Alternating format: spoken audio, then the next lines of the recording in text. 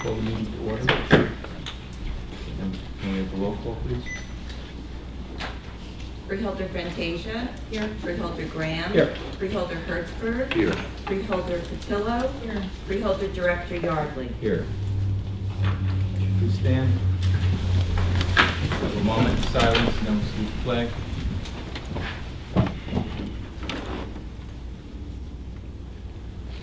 Pledge allegiance To the flag of the United States of America and to the republic for which it stands, one nation, under God, indivisible, with liberty and justice for all. Public statement. Pursuant to the Open Public Meetings Act, Chapter 231, Public Law 1975, adequate notice as defined by Section 3D of Chapter 231, Public Law 1975 has been made by regular mail, such notice being submitted on January 6, 2019, from the Administrative Center of the County of Sussex, located at 1 Spring Street, Needham, New Jersey, to the following: New Jersey Herald, New Jersey Sunday Herald, Star Ledger, WSUS Radio, WNNJ Radio. It is also posted on a bulletin board maintained in the Administrative Center for public announcements and has been submitted to the Sussex County Clerk in compliance with said act. Okay, can I have a motion for approval of the agenda? Second. All in favor? Aye. Pass. Proclamations, certificates, and presentations. A motion to adopt the proclamation. Second. All in favor? Aye. Okay. The first one is a proclamation for MS and Tammy Osiris. Cautious. What's that? Cautious. Quashes. Thank you. Okay. And Jackie Super. You have anybody coming up with you? Come Jackie. on up. Yeah.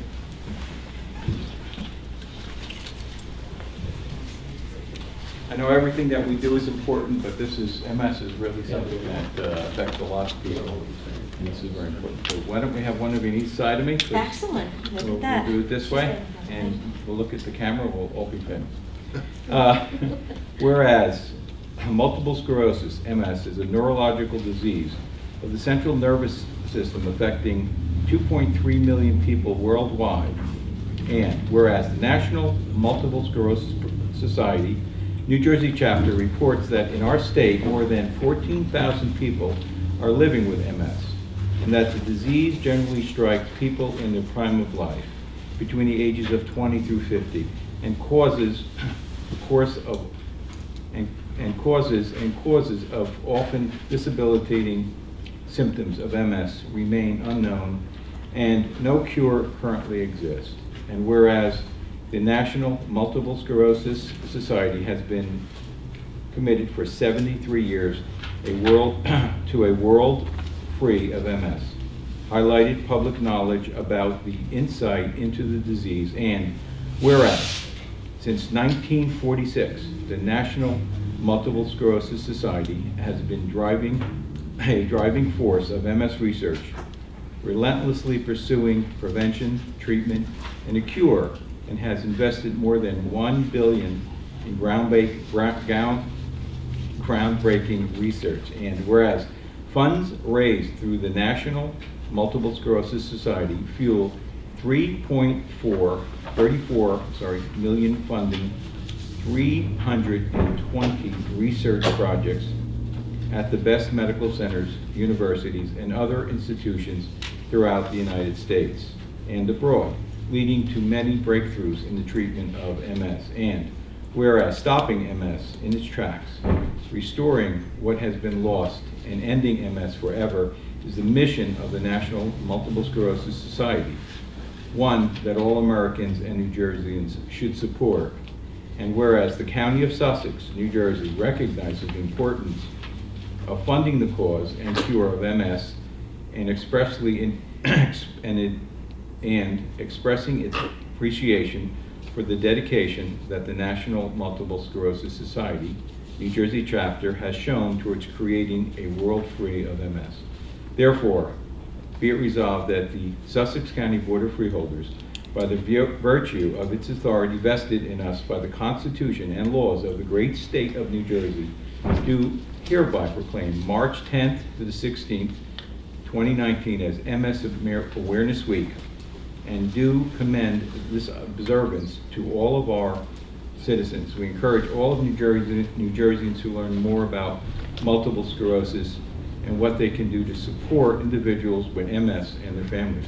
By the order of the Board of Chosen Freeholders, Herb Yardley, Director; Sylvia Patillo, Deputy Director; Dawn Fantasia, Freeholder; Joshua Hertzberg, Freeholder; George Graham, Freeholder. Thank you very much. Thank you. Just before you go, I want to say this is one of those diseases that it affects people. We don't know what the cure is, right? Right. And we have a problem sometimes identifying, and it is a devastating disease. And I do have some friends that have the disease, and it's horrible to see it happen, develop, and somebody full of life suddenly in a wheelchair. So hopefully someday we'll get a cure. And thanks for working very hard. Thank you.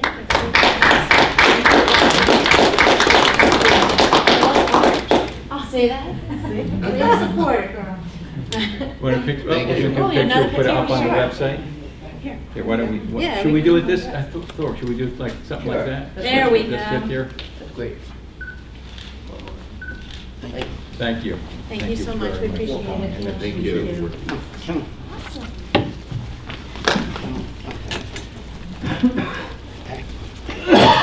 Hey, Carolyn, how you doing? We have Sussex County Crime Victim Rights, Carolyn Zidell. Did I get it right? Yes, you did. Okay.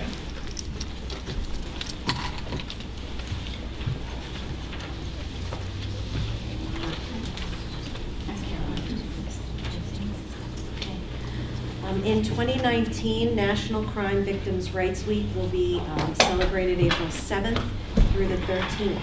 The theme this year is honoring our past, creating hope for the future.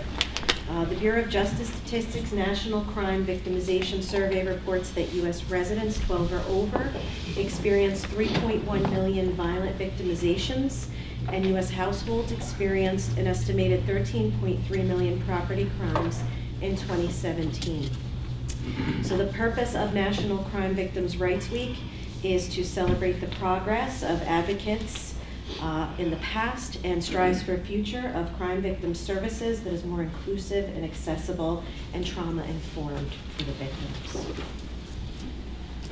So here comes the whereas. Whereas, in 1982, the President's Task Force on Victims of Crime envisioned a national commitment to a more equitable and supportive response to victims. And whereas this commemorative week celebrates the energy, perseverance, and commitment that launched the victims' rights movement, inspired its progress, and continues to advance the cause of justice for crime victims.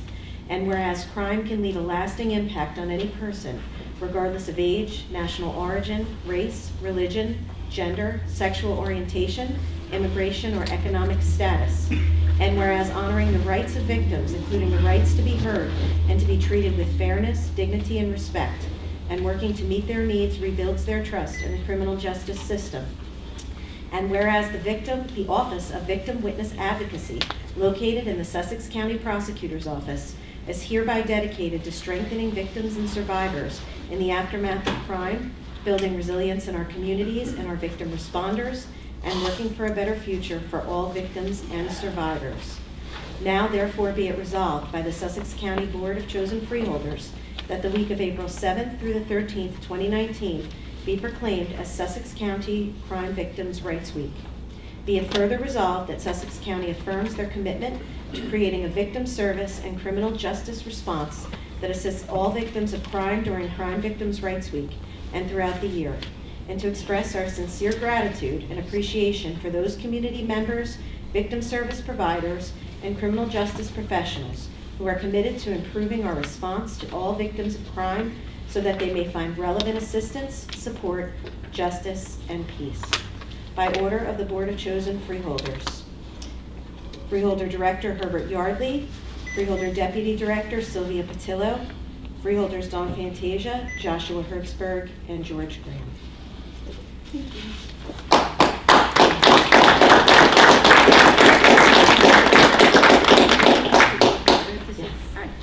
My name is Carolyn Zidell. I am in my 25th year as an advocate in the prosecutor's office. For the first 17 years, I was the juvenile advocate, and I assisted victims that had crimes committed against them by juveniles. For the past 8 years, I have been the victim witness coordinator. There are currently 3 advocates. There's myself, I have a juvenile advocate, and I have a domestic violence advocate. For a small county, for the 3 women that are in our unit, we do a lot of work with our victims. We love our job. It's a thankless job the majority of the time, but we really do a lot of great service to the victims within the county. We assist them through the criminal justice system, explain the types of hearings that we have, go to court with them, we gather information for restitution to have the court order it.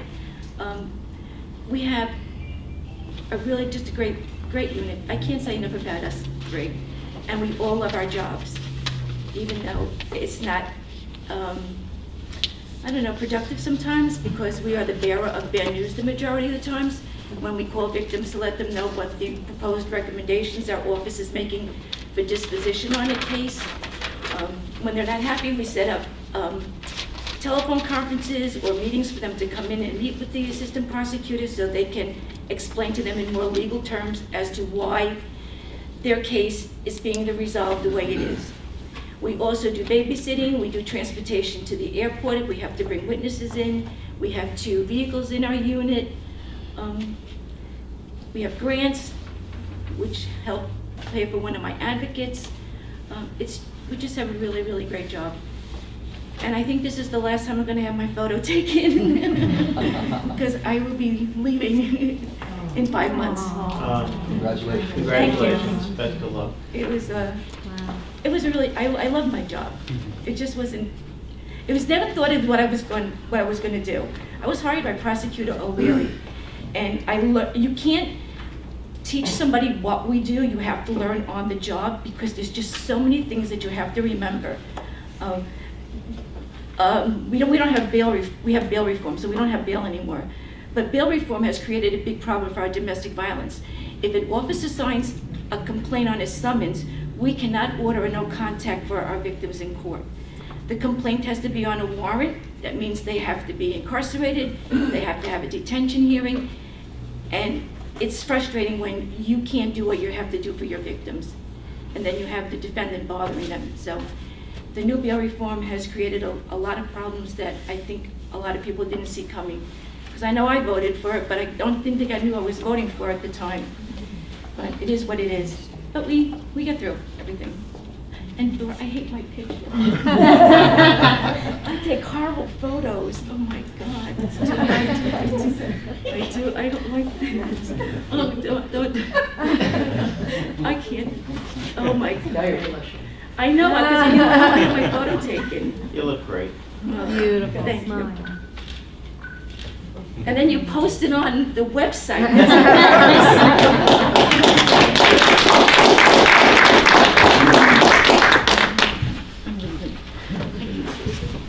We have Eagle Scout Court of Honors.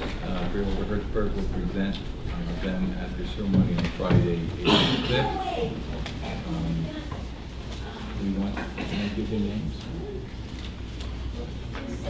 Sure. You can read their names into the record. Evan R. Peterson, Anthony Puglisi, Gregory Ziski, correct? No? Push.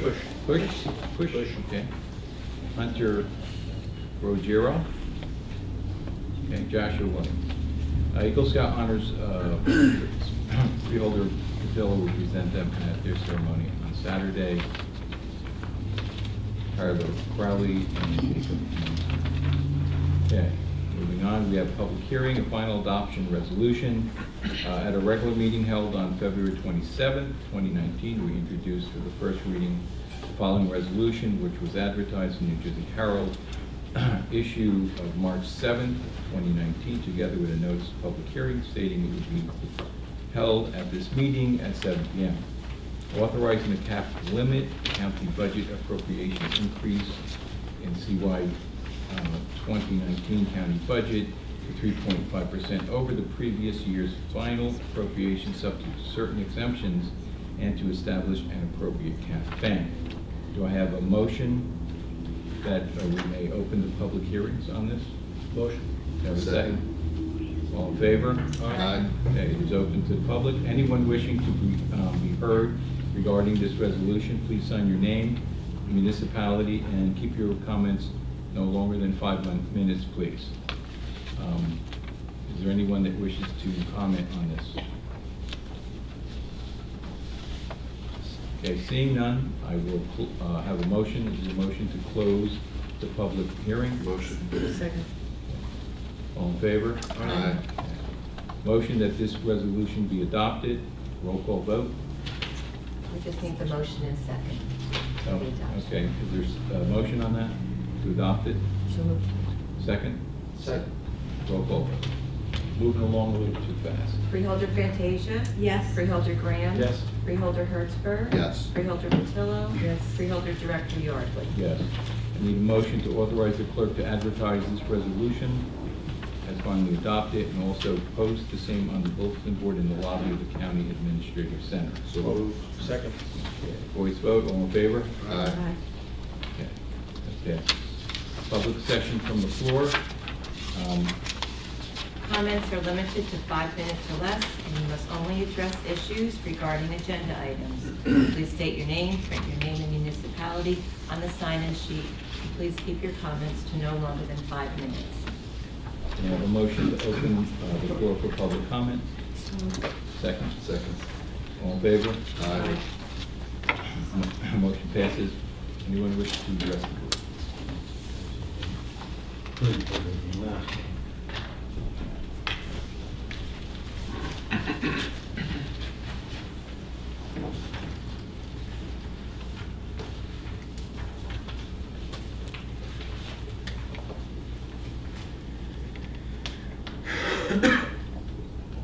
Bill Gettler, Wantage. Previous meeting, I brought to your attention the fact that 2001, we have had what I refer to as freeholder spending campaigns, where they increased our taxes by 11.71%. Mr. Burrell was one of those freeholders. I'm working from tax records, not voting records. I requested before you appoint him to any board or anyone from that committee, that somebody review the voting records to see if he's the cause of this 11.71. Not wanting to get anybody bothered, because I see he's on the agenda to be appointed tonight. We don't need more people spending our money on that county board or wasting our money. As far as the county budget, first, I've yet to hear if the state treasurer has determined that the state has insufficient funds to pay tax and spend warehouse spaces worse we need $500 million school bond act. Therefore, does anyone know if this new state tax is in fact going to be added to our property tax bill this year?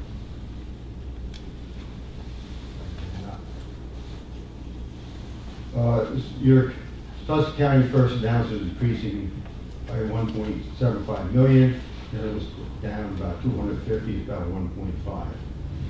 In order to highlight the great variances in the tax increases, decreases between the different municipalities, I've so far calculated the approximate change in property taxes for the average residential property for 10 of the 24 municipalities in Sussex County.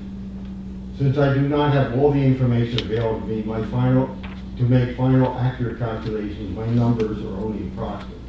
Normally you're within $1 or $2 on the county, the schools are normally within pennies. Wantage will see a $93 increase, 6.63%. Using a tax levy of $93,603,896. And I'll give you copies of it. So.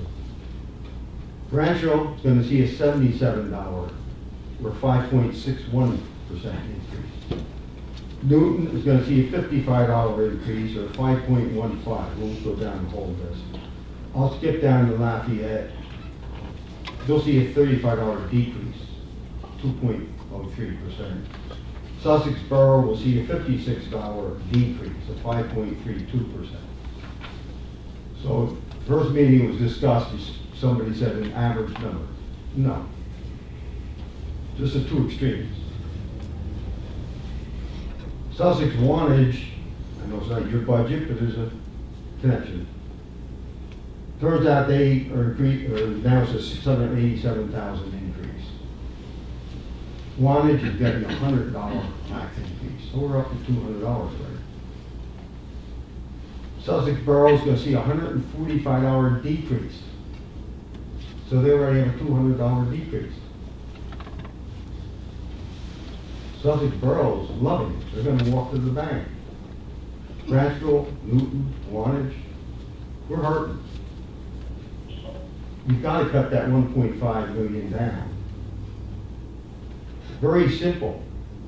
You have an unsustainable county 9/11 system. Dump it, defund it. There's over $1 million for you. And there's other parts of the budget that can be cut.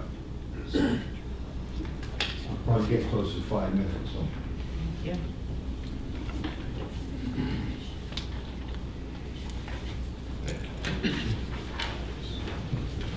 Thank you.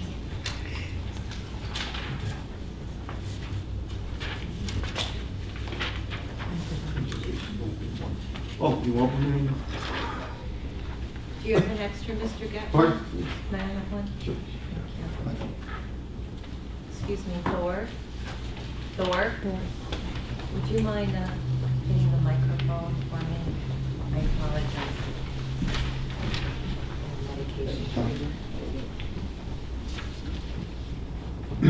Thank you. Okay. Your name, please. Kim Thomas from Byron Township. I just wanted to kind of follow up on the resolution, and this resolution. One of the interesting things that has come about recently, and I just wanted to share with everybody, since we are talking about MS awareness. I know previous years, Freeholder Graham and I had spoken about how it seems like everybody knows someone living with MS.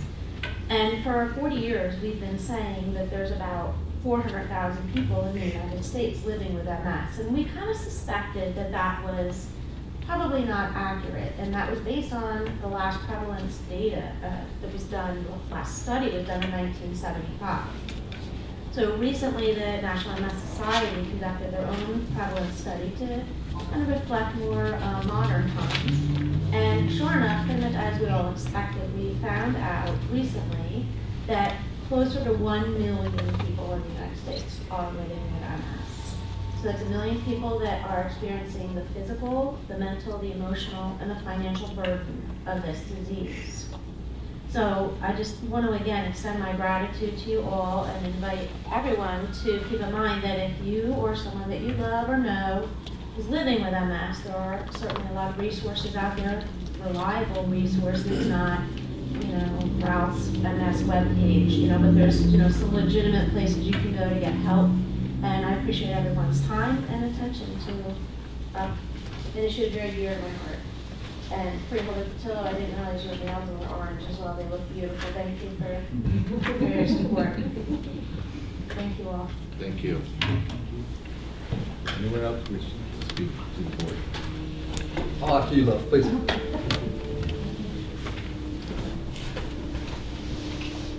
Jackie Staple, Ferguson Township. I have two things I just wanted to address real quick. First, one of the first people to contact me after my diagnosis in 2017 was Freeholder Graham. Just good, kind words, a lot of, sorry to hear, things like that. My sister was diagnosed 20 years ago with MS. So this has been a long time in my family. I've been aware of what MS can do and how it can be debilitating. But when you're diagnosed, it comes as the biggest shock of your life. You're expecting it to be something else. Honestly, I was expecting it to be a tumor. I thought there was something going on. I lost my balance. I couldn't see. I was having problems thinking. And when you find out you have MS, it's almost worse. Because it's not something that you can have surgery and it goes away. Or you take some medicine for the rest of your life and you're fine. It's going to be a rough road. It's going to be debilitating.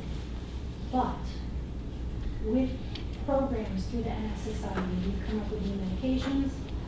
They have funded so much research around the world that we now have medications that can slow down the progression of disease, which we didn't have 25 years ago. We have medications that can help boost your energy when your energy is low. Things that help me get up day to day and run errands and take care of my kids. So I really have to thank the MS Society and thank all of you for making MS Awareness Week a thing in Sussex County, and it's hard work. My next thing is on to Dr. Howard Burrell. I've known Dr. Burrell since 1999. He ran for Freeholder and I registered to vote. He's been involved in his county most of my life. He was on the Freeholder board for one term. He stayed involved. He didn't leave and decide to go do something else. He stayed involved with the state. He stayed involved with his community. He's always been interested in what's going on with the college, and I think he would be perfect for a seat on the college board. That's right up his alley. He's an educator. He's someone that is always interested in teaching every single person that comes up to him. So I really, I want to thank you for considering him again. So, thank you.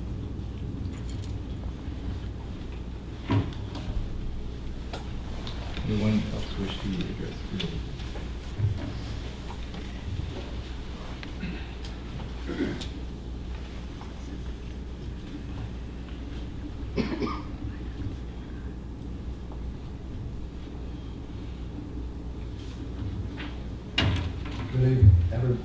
Your name, Reference to Resolution 14G. Okay, hold on. Your name, please. Oh, Shad Stephens, From which municipality? Stillwater. Stillwater, thank you. I am a father, a husband, and a son and a brother, longtime resident of Sussex County. I'm also a corrections officer at the Sussex County Jail. At no time in our society's recent history has incarceration and all its trappings held the weight of common consideration that it currently bears. In our past, as a republic, we relied upon our jails and prisons to house those awaiting disposition, pre- and post-conviction, and everything in between. On a larger national scale, take the time to look back and recognize our pivotal decisions pertaining to criminal justice. We'll have the benefit of drawing conclusions based on others' experience. To understand the horrific detriment of Quaker-driven ideals such as rigorously enforced silence, punitive rationing of food and water, and the virtual incapacitation of habitual offenders through sustained years-long solitary confinement. To comprehend the genuinely shocking error of the well-intended 13th Amendment, at once offering the promise of freedom to all, but condemning the broadly convicted to a new, legitimized form of indentured servitude and slavery. To recognize the pure injustice of applying separate and vastly more severe sentencing parameters to those in possession of substances of identical molecular composition, but different physical form. I'm referencing cocaine and crack cocaine, similar in name, but deeply contrasting in demographic preference. The inference we may draw when considering these errors of our past is one specifically pertinent today in this room. In county jails across our country, we accept the sick, the weak, the strong, the crestfallen, forsaken, maladjusted, and the addicted. We also take in the enlightened but misguided, the hardened by a wayward path of life, the abused, the predator, and the forgotten. We welcome all those and more, and we guide them through a bewildering legal labyrinth not intended for navigation by the everyman. Their journey will be arduous, as mine would be, and as yours would be, if we had to walk in their unfortunate shoes. Our responsibility for you while incarcerated is abundant and all-consuming. On the outside, you may rely on your parents, your siblings, your pastor, your therapist, your friends, your doctors, your nurse, your teachers, guidance counselors, your dietitian, your police, your local community leaders. On the inside, there's the corrections officer. Your assigned housing officer and minimal support staff dictate your life and its potential forward progress. While overwhelming in its scope and expectations, the position is of immense honor and importance when serving one's community. The application of patience with direction, a human recognition with consistent resolve, should guide towards an overall principle of authority with empathy. We may debate the merit of objective classification scoring systems compared to alternative decision trees as they relate to custody status, but what should remain resolute is the binding experience of jailer and the jailed within our own community. Our sons, our daughters, our neighbors, they're in our jails. We'll soon stand in our communities shoulder to shoulder with the recently released. And while the chemical dependency of our community, of our children, does not wane, the ever-present connection between Sussex County's recovery specialists, mental health clinicians, and counselors, and the Sussex County Jail grows stronger every day. I will not ask that the jail remain in its current capacity. My interest is solely in the best interest of the community at large. I only ask for a voice. Please allow us a voice so that your decisions may be fully comprised of the knowledge 1 minute. of those intimately involved in the very process with which you hold so much power. On behalf of the Bureau of Corrections of Sussex County, please hear our words. Thank you so much for your time. Thank you.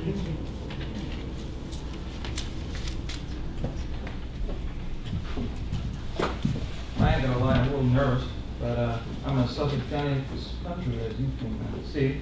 It's William Martin from Stillwater. Kind of nervous, but I'll tell you what. I've been a CEO for at least 7 years. I've been in the pension system for 15. June 1st, we're supposedly closing the jail. That's the conspiracy theories that are happening right now at the jail. My wife is going to be pregnant soon. I'm going to buy a house June 1st, the same time you guys are thinking about closing the jail.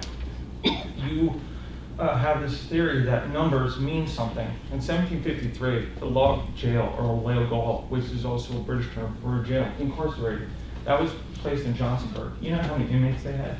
Four in 1753. So to use numbers is not a great idea. When they first made that jail, because I've done enough history in this jail, 88 inmates. That's it. Can't tell you the inmate population now because I haven't been there. I'm enjoying vacation. But I'm here to talk to you because my wife is crying at home, wanting to know, do you have a job?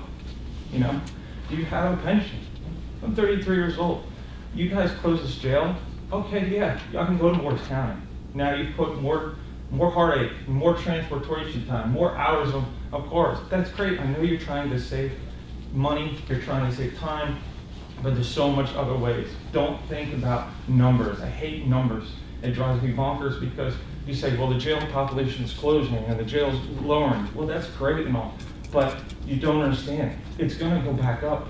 That young lady previously talked about bail reform. It has its negatives and positives. Just like you guys are going to possibly close it and layoffs. Yeah, you're trying to save jobs, but you are technically not even just like hindering my, I sleep so bad right now. Just let us know. Let us have a voice. Talk, everything's secret. But in today's world, my 68 officers I work with, the greatest people, I have a master's degree, and I'm there on midnights, okay? A master's degree. You know what I got? Psychology. And I'm thinking in my head, oh my God, this is what I've learned about Durkheim and all that stuff. And the guys I work with are the best officers I've ever worked with. And you want us to go to Morris County, Warren County, that's great. But I'm gonna buy a house in Sussex County.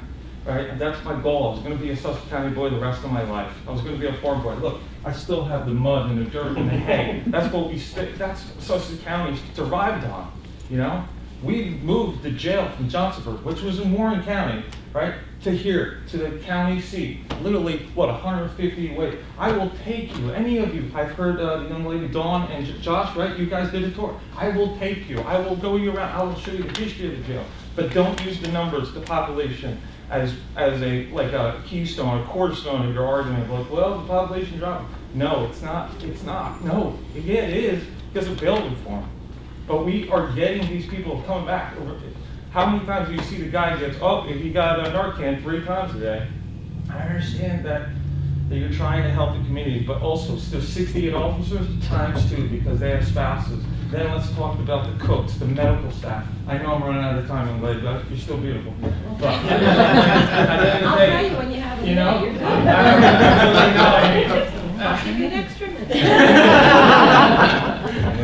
try to be able to tip away. Where I'm going, I mean, 68 times 2, 10 times the cooking staff, the medical staff, which are great. You know, we're trying our hardest. You know, we try to stay in the lines. Of course, we all make mistakes. You know, but let's have a voice, huh? Like, I'm trying. You're like, I even voted for all of you. All colors are over. I know I'm a neighbor. No, but that's it. God bless you, and thank you for the time. Thank you.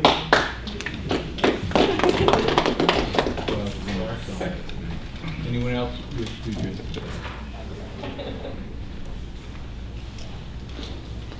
Tough to follow that.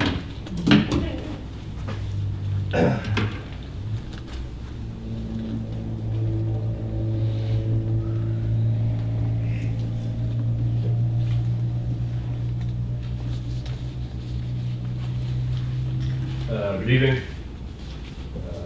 Approached this board before, but for formality purposes, my name is Pete Obi, what says my name tag. Work for County of Sussex, Office of the Sheriff, Bureau of Corrections. In that capacity, I'm also the president of PBA Local 378, which represents the custody staff that works in the facility. Just as a reiteration, and for those people who don't know, there's been comments being made that something needs to be done with the jail, and you know it's the financial picture of the jail is such a burden on the taxpayers of Sussex County that it's made some cause for concern for officials such as yourself in order to make some tough decisions regarding you know what to do with that facility. So specifically, speaking about Resolution 14G, which has to do with also authorizing the County of Sussex to enter into a shared services agreement with the County of Morris for the housing of Sussex County female inmates for a 3-year period beginning April 1st, 2019, and ending March 31st, 2022. For those in this room who aren't aware, shared services is essentially a way to consolidate items, you know, whether within a county or a municipality, in order to use items that are in the people that serve the similar functions to use them, you know, combined whether with municipalities or other counties in order to essentially save money. That's the basis behind shared services. In this particular aspect, the female inmate population would just be a start. You know, the writing's on the wall. It's apparent that with the start of the females going to Morris County, that it's just going to trickle down into the entire inmate population, which is exactly what happened in the last one. As I've spoken to this board before, as my colleagues have mentioned, all we're asking for is a voice at the table. I believe there's issues that haven't been raised, there's concerns that haven't been looked at, and once again, you know, we're only looking at numbers or a specific set of numbers and not the vast majority of data that's out there. I know this board just heard from Ms. Seidel earlier about bail reform, and you know the fact that she voted for it, thinking it was such a great idea, but now she regrets that decision.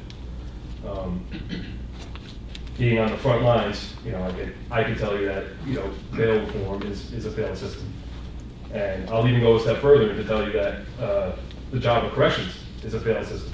There needs to be other things in place, but that's certainly not going to be corrected at this level, and even at your level.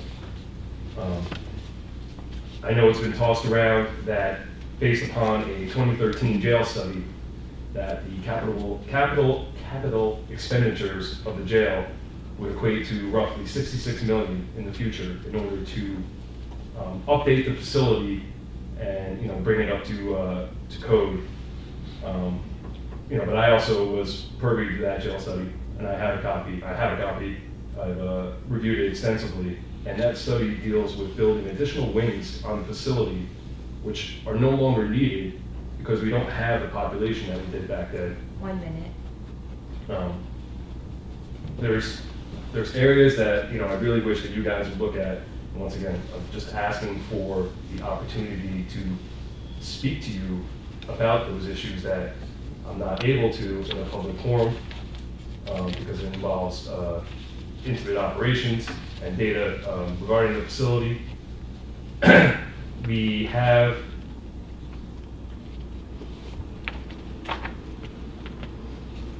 it's tough because there's more I'd like to say to you, but I can't.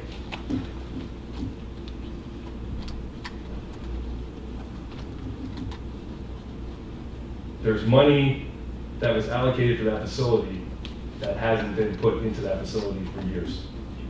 And once again, just asking for the opportunity to discuss things such as that. I'll leave you with this comment. It's time. Go ahead, finish your comment. I think about William Shakespeare and what he said and what he proposed in Hamlet, that there's something rotten in the state of Denmark.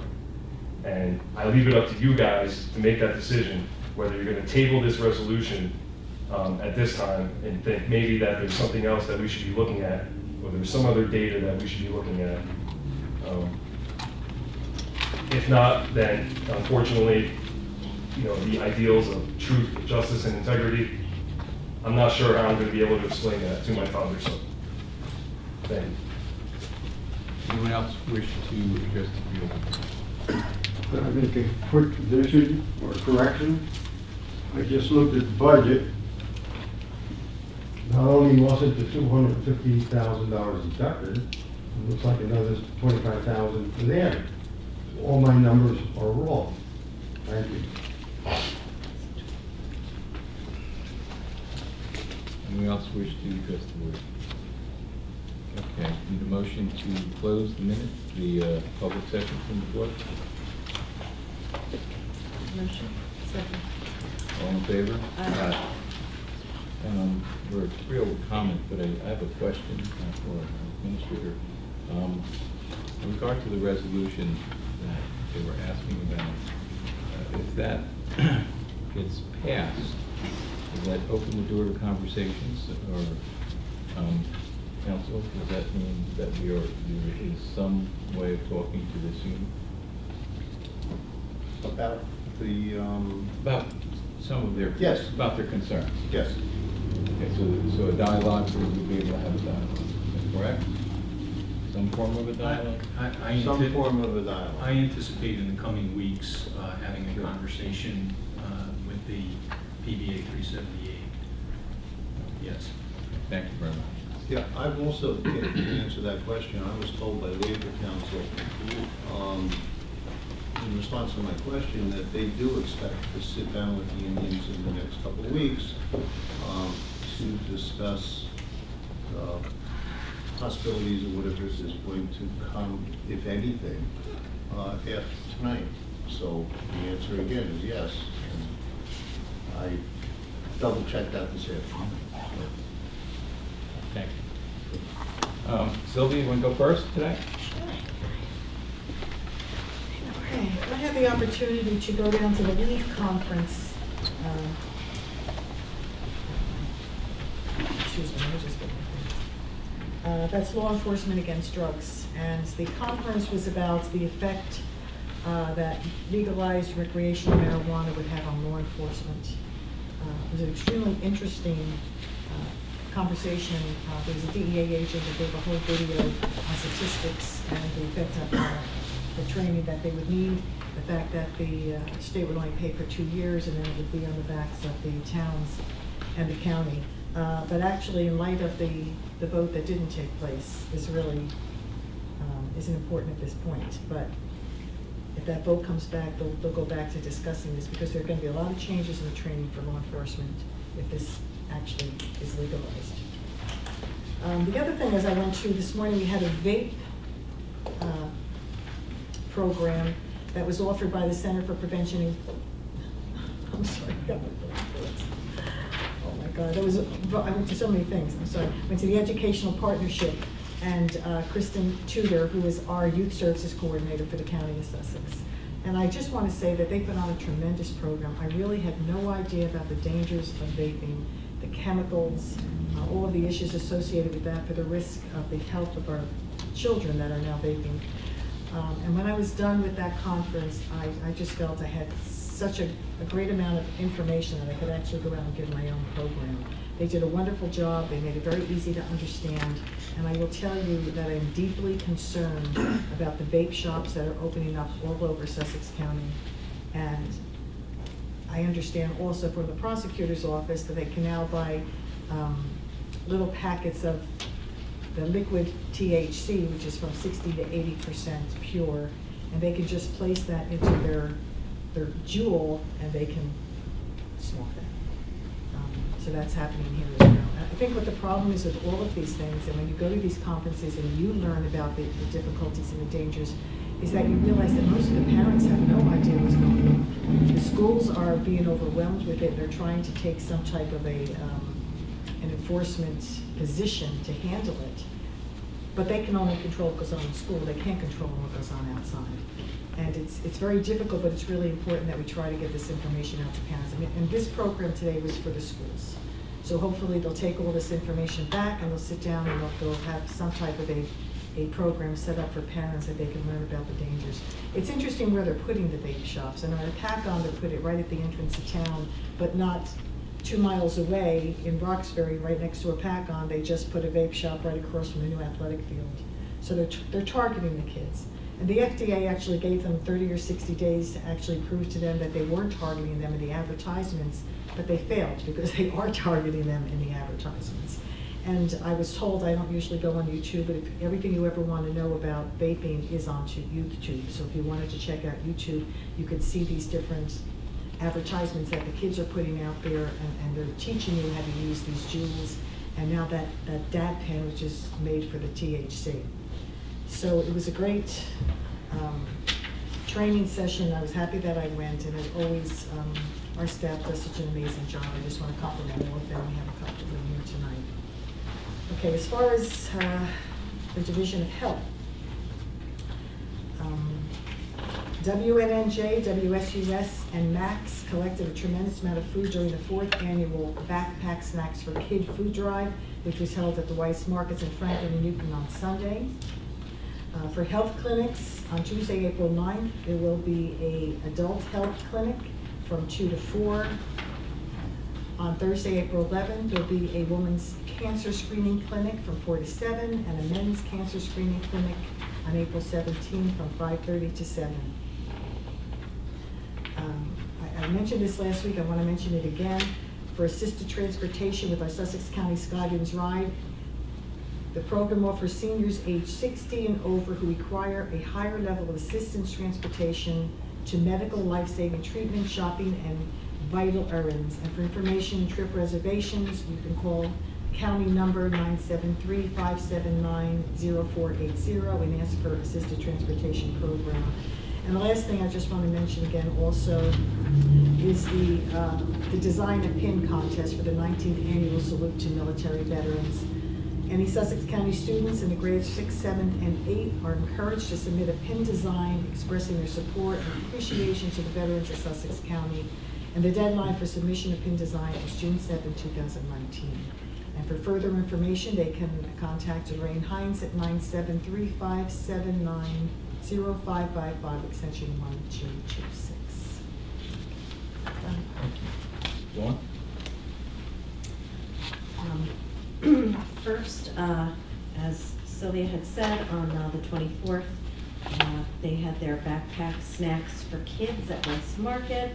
I was actually excited to go, and I see my friend back there. I was there, big volunteer there, and Steve Allen and Steve Andrews from WSUS were there broadcasting live. So I had my 15 seconds of fame on WSUS across the airwaves, and it was great. You know, when I was there earlier in the morning, buses were starting to get filled, but as the day progressed, the bus was filled. And what's really interesting is Over 500 students in Sussex County actually benefit from this program. And I was saying, I know in Franklin alone, we fluctuated anywhere between 30 and 40% of our students receive free and reduced price lunch, and that's just one municipality of the 24. So, students need this and families need this, and it was really great to see people give their Saturday or give up their, their weekend day, because it's not just the contributions and the foods, but it's the volunteers. It takes time, to pack that. It takes a commitment on the part of the schools and the school staff. Most of the time, it's the school nurse that's following up and packing these the backpacks for the kids for the weekend. So thank you for that.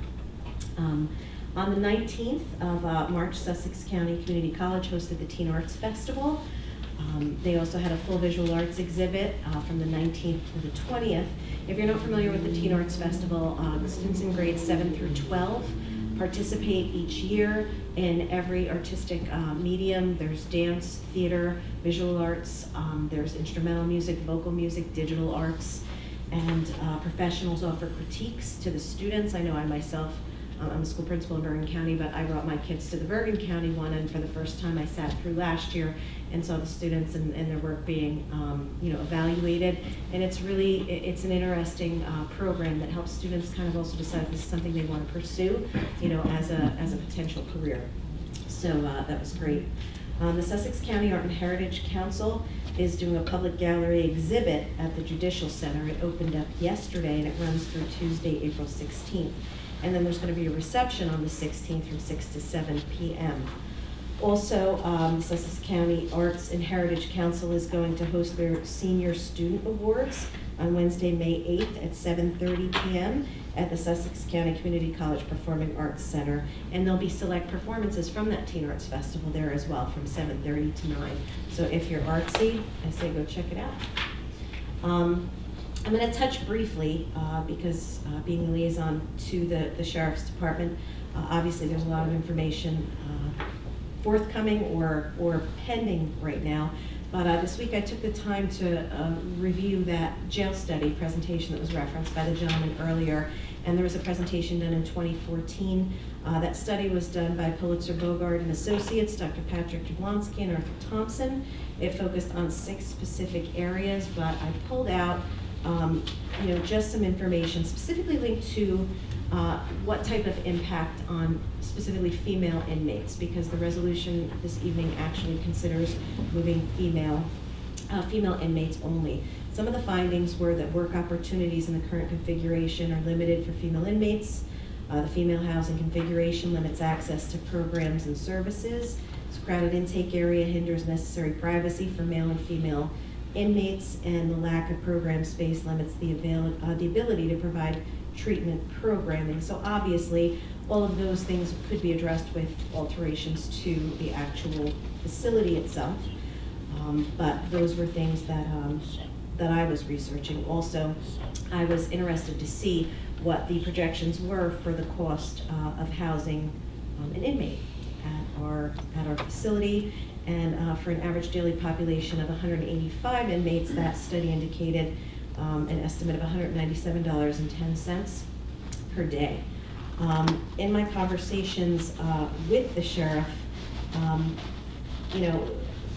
again being limited because we don't have any agreement, anything beyond what's on our agenda this evening, he stressed a couple points to me. One, he stressed to me that the Keogh Dwyer Correctional Facility is not closing and will not be closing, and that it's examining a reconfiguration of staffing and sharing services for longer-term housing and exploring the possibility for use as a transfer facility.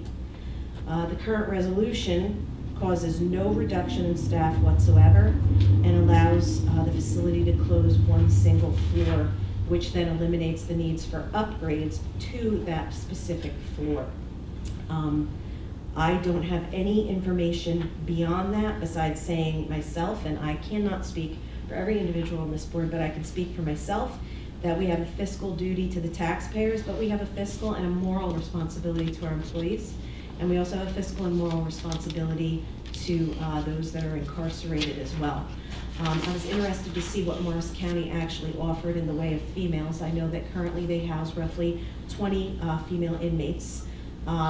That facility opened in the year 2000. Something very interesting, when I was researching, in 2017, that facility opened the Hope Wing in partnership with the Morris County Department of Human Services and the Center for Addiction and Recovery, Education and Success. I guess it's kind of a mirror of our CLEAR program, but Morris County's version. And currently that wing only houses male inmates, but what that is upon request, when an inmate enters, they can request services for addiction and recovery, but they have to voluntarily request it. And they actually, in Morris County, have a full-time addiction and recovery staff that's there. And currently females can request that curriculum and can be provided it, but the females don't live in that specific wing, but they're actually afforded that curriculum if they so chose. So being that this dealt with, I know we have a very small population of female, incarcerated females. I was very interested to see what they offered. So that's what my research yielded, and that's what I, as far as information that I have to offer in my report. Thank you. Thank you. George? Thanks, Ron. I wasn't sure whether I was going to go into that direction right now. It's way off. Everything that Freeholder Fantasia said was valid, the way I know it. I became a freeholder in 2013, right on the back of the jail study. The jail study was made for a different time, a different jail.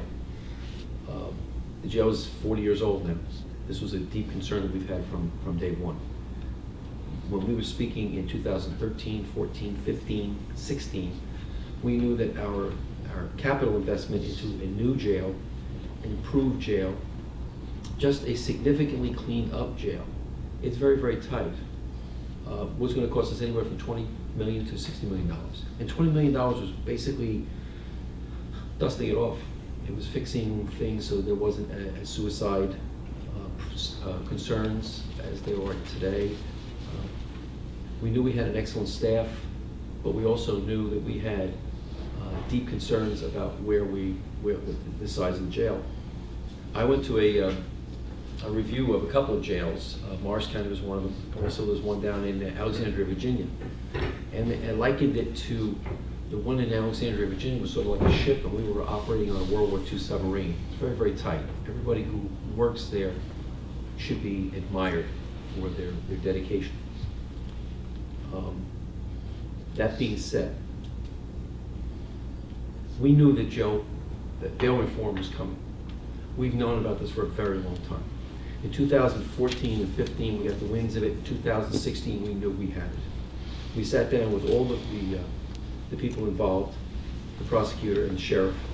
The prosecutor was very, very forthcoming in helping us in understanding what it would mean, both financially and logistically.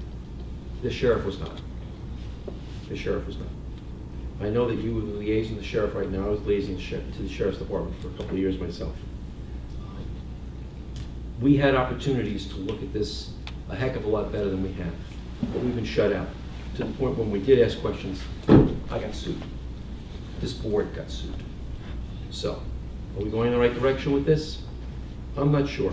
I'm going to stay, again, Freeholder Fantasia's comments are all valid. Everything she said is correct and extremely well researched. The problem we face is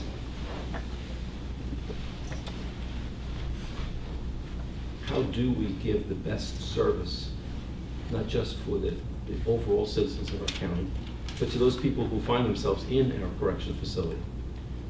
Freeholder Fantasia's comments regarding what is available for female inmates is extremely, again, I use the word valid. It's just something that we have to look at.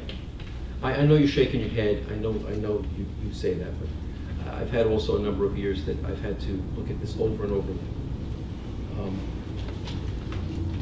I'm sorry that we did not have a more opportunity 2, 3, 4 years ago to have a dialogue. I feel that this does smack a lot of politics, the timing, and how it's being done. We are not going to save any money here. This is not going to save us any money. It's not going to save us a nickel.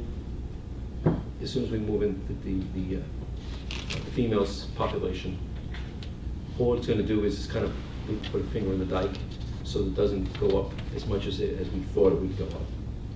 I see a lot of money shifting from the corrections over to the jail, excuse me, to the sheriff's department, so I don't see the same as saving money. But I do look at this and I say, we do have to be careful about making sure that we have the best possible and the safest possible environment for both the inmates and particularly for our corrections officers.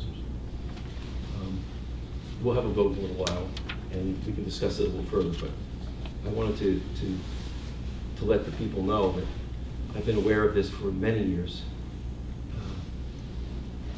The sad part is that when we had an opportunity in 2016, 2017 to do something about it in a progressive way, we were rejected.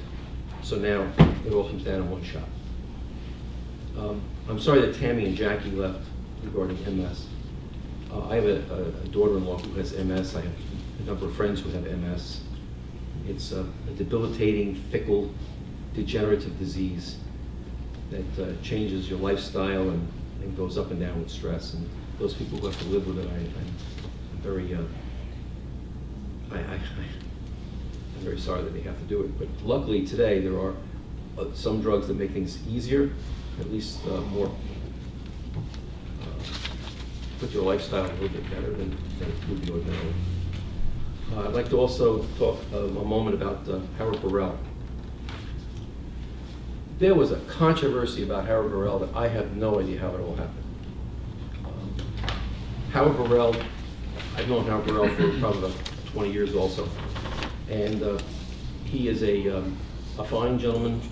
He is on the board of, he's on the board of another college. Centenary College. One thing that we do lack on our board, Sussex County Community Board, has been people who have the experience of other boards, other college boards. Mr. Burrell brings that experience, he brings that understanding, and he also brings a dedication that only comes from many, many years of just trying to do the right thing. You can criticize him for his politics, you can criticize him for his color shirt he wears, you can criticize him for whatever you want to criticize him for, but you can't criticize him for being a professional through and through. I admire Mr. Burrell, and I asked him a couple of years ago if he was interested in throwing his hat into the ring. That's as far as I went with that. The last thing I'd like to do is, a couple of meetings ago, I asked if we would be interested in replacing the flags at the Public Safety Training Academy. They are tattered, and it's not part of the college, it's the monument for those that have fallen. And we have made a donation in the past. It's not going to be a big donation, but I think that we should put our best face on for those that serve us every single day. Every time that whistle blows, I think they should be aware that we care. Yes. But one other thing, since we do have a college president out there, I would like to say thank you for the tour that you gave me with the Public Safety Training Academy, and I have already seen improvements. So sometimes things do get better. Thank you so much, sir. Thank you for your time. Okay. It's my turn. Yeah, I have a couple things to say. I just want to address a couple issues. You know, I ran on, when I was running, I was against bail reform, but it happened anyway. I was told that people used to spend time in jail that couldn't afford it to get bail, and then when they went before the judge, they would get time served. The prediction was everybody would be coming back. What did happen was that we had to expand the courts. I just want to talk about that. As far as Mr. Burrell, shame on the board for not bringing it, the previous board for not bringing it forward. Okay? The man deserves a vote, pro or con, and it is this board, or my decision, that whoever comes before us, they get a vote. And a director should not hold that up. So, just wanted to say a couple, talk about a couple things. The technical school, they've had some, several things happen in a positive way. Their natural resource program in horticulture There were 40 entries in a contest, floral arrangement contest, and they won 31 ribbons out of that. They also have the Sussex Tech and County Community College have developed a new partnership to include a concurrent and jumpstart program for current Sussex Tech students to earn a college credit towards an AS in criminal justice, correct? That is correct. Our president out there. That's correct. So congratulations on that. Would you pass it down to the clerk? I'd like that included in the minutes.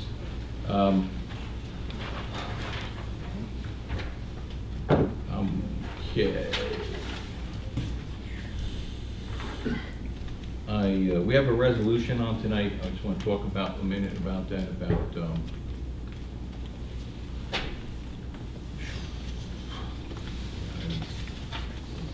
human trafficking and child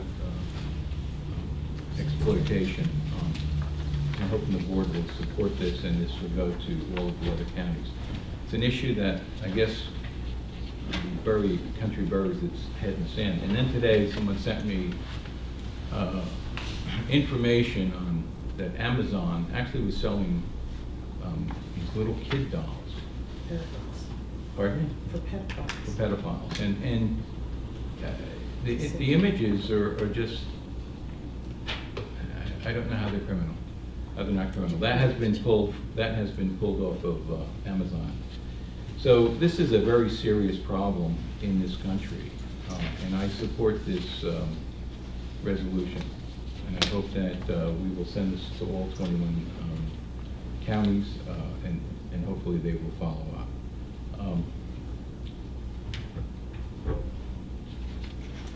The shared services agreement, I'm hoping that the communications will start with the union, and I think we'll meet that legal obligation.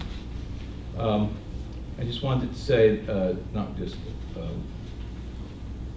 we also had congratulations. I wanted to congratulate Paige Blackburner for getting the first in the state of New Jersey, 100% on a state certification exam.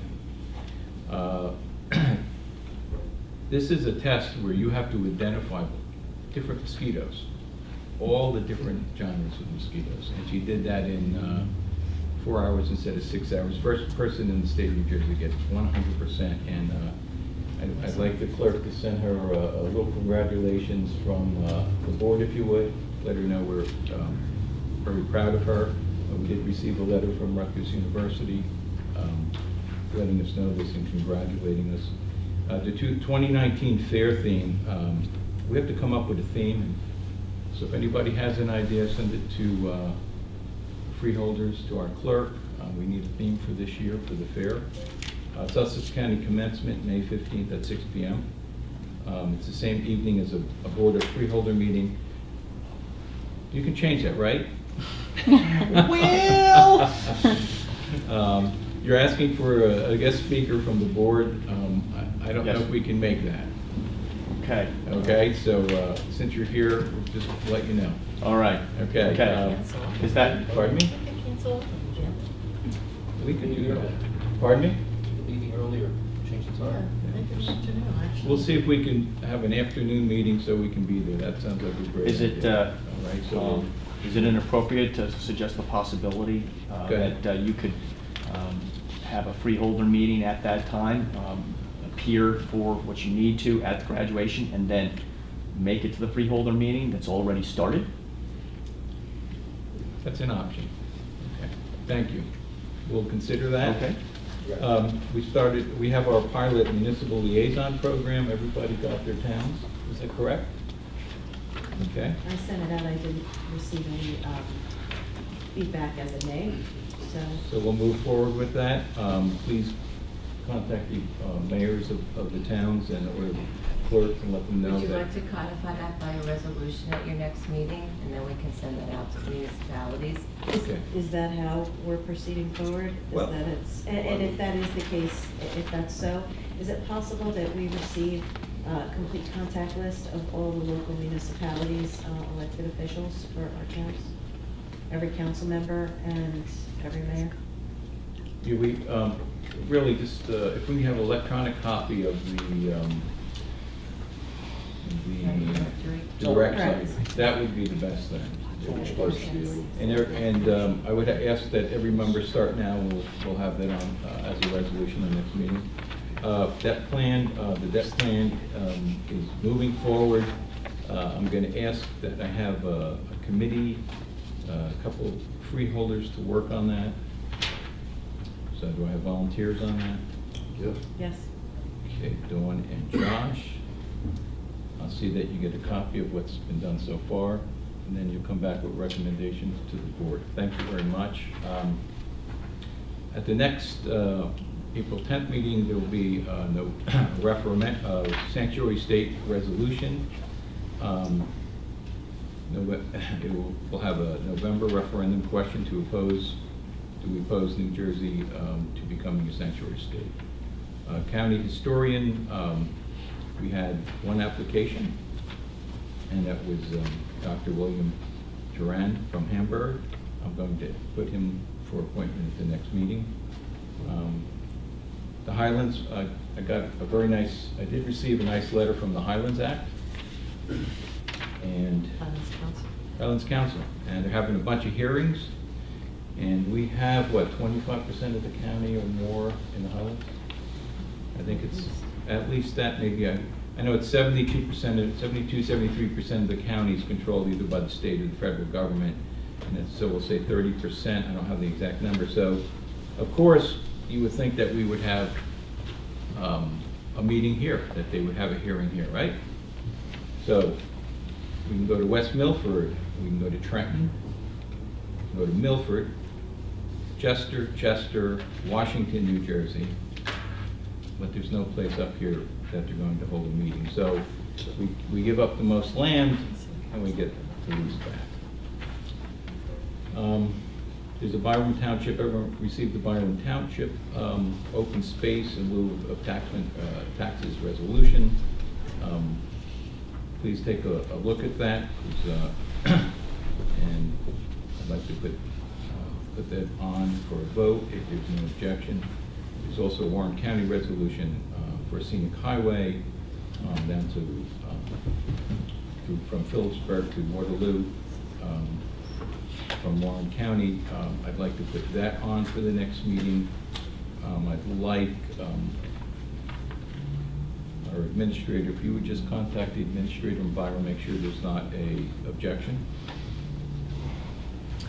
Okay, and I'd like to ask during the council's report if you'll provide an update, if you can, on the opioid litigation. Okay, sure, thank you. Let's see, I'm almost done. I think we are done. I attended a meeting at Jenny's house, and that's where they treat abused children, and we are it is one of the only facilities that actually has a, I believe, forensic nurse that has the ability to do the exams, and I think it's a great facility, and they do great work there. I do attend their monthly meetings.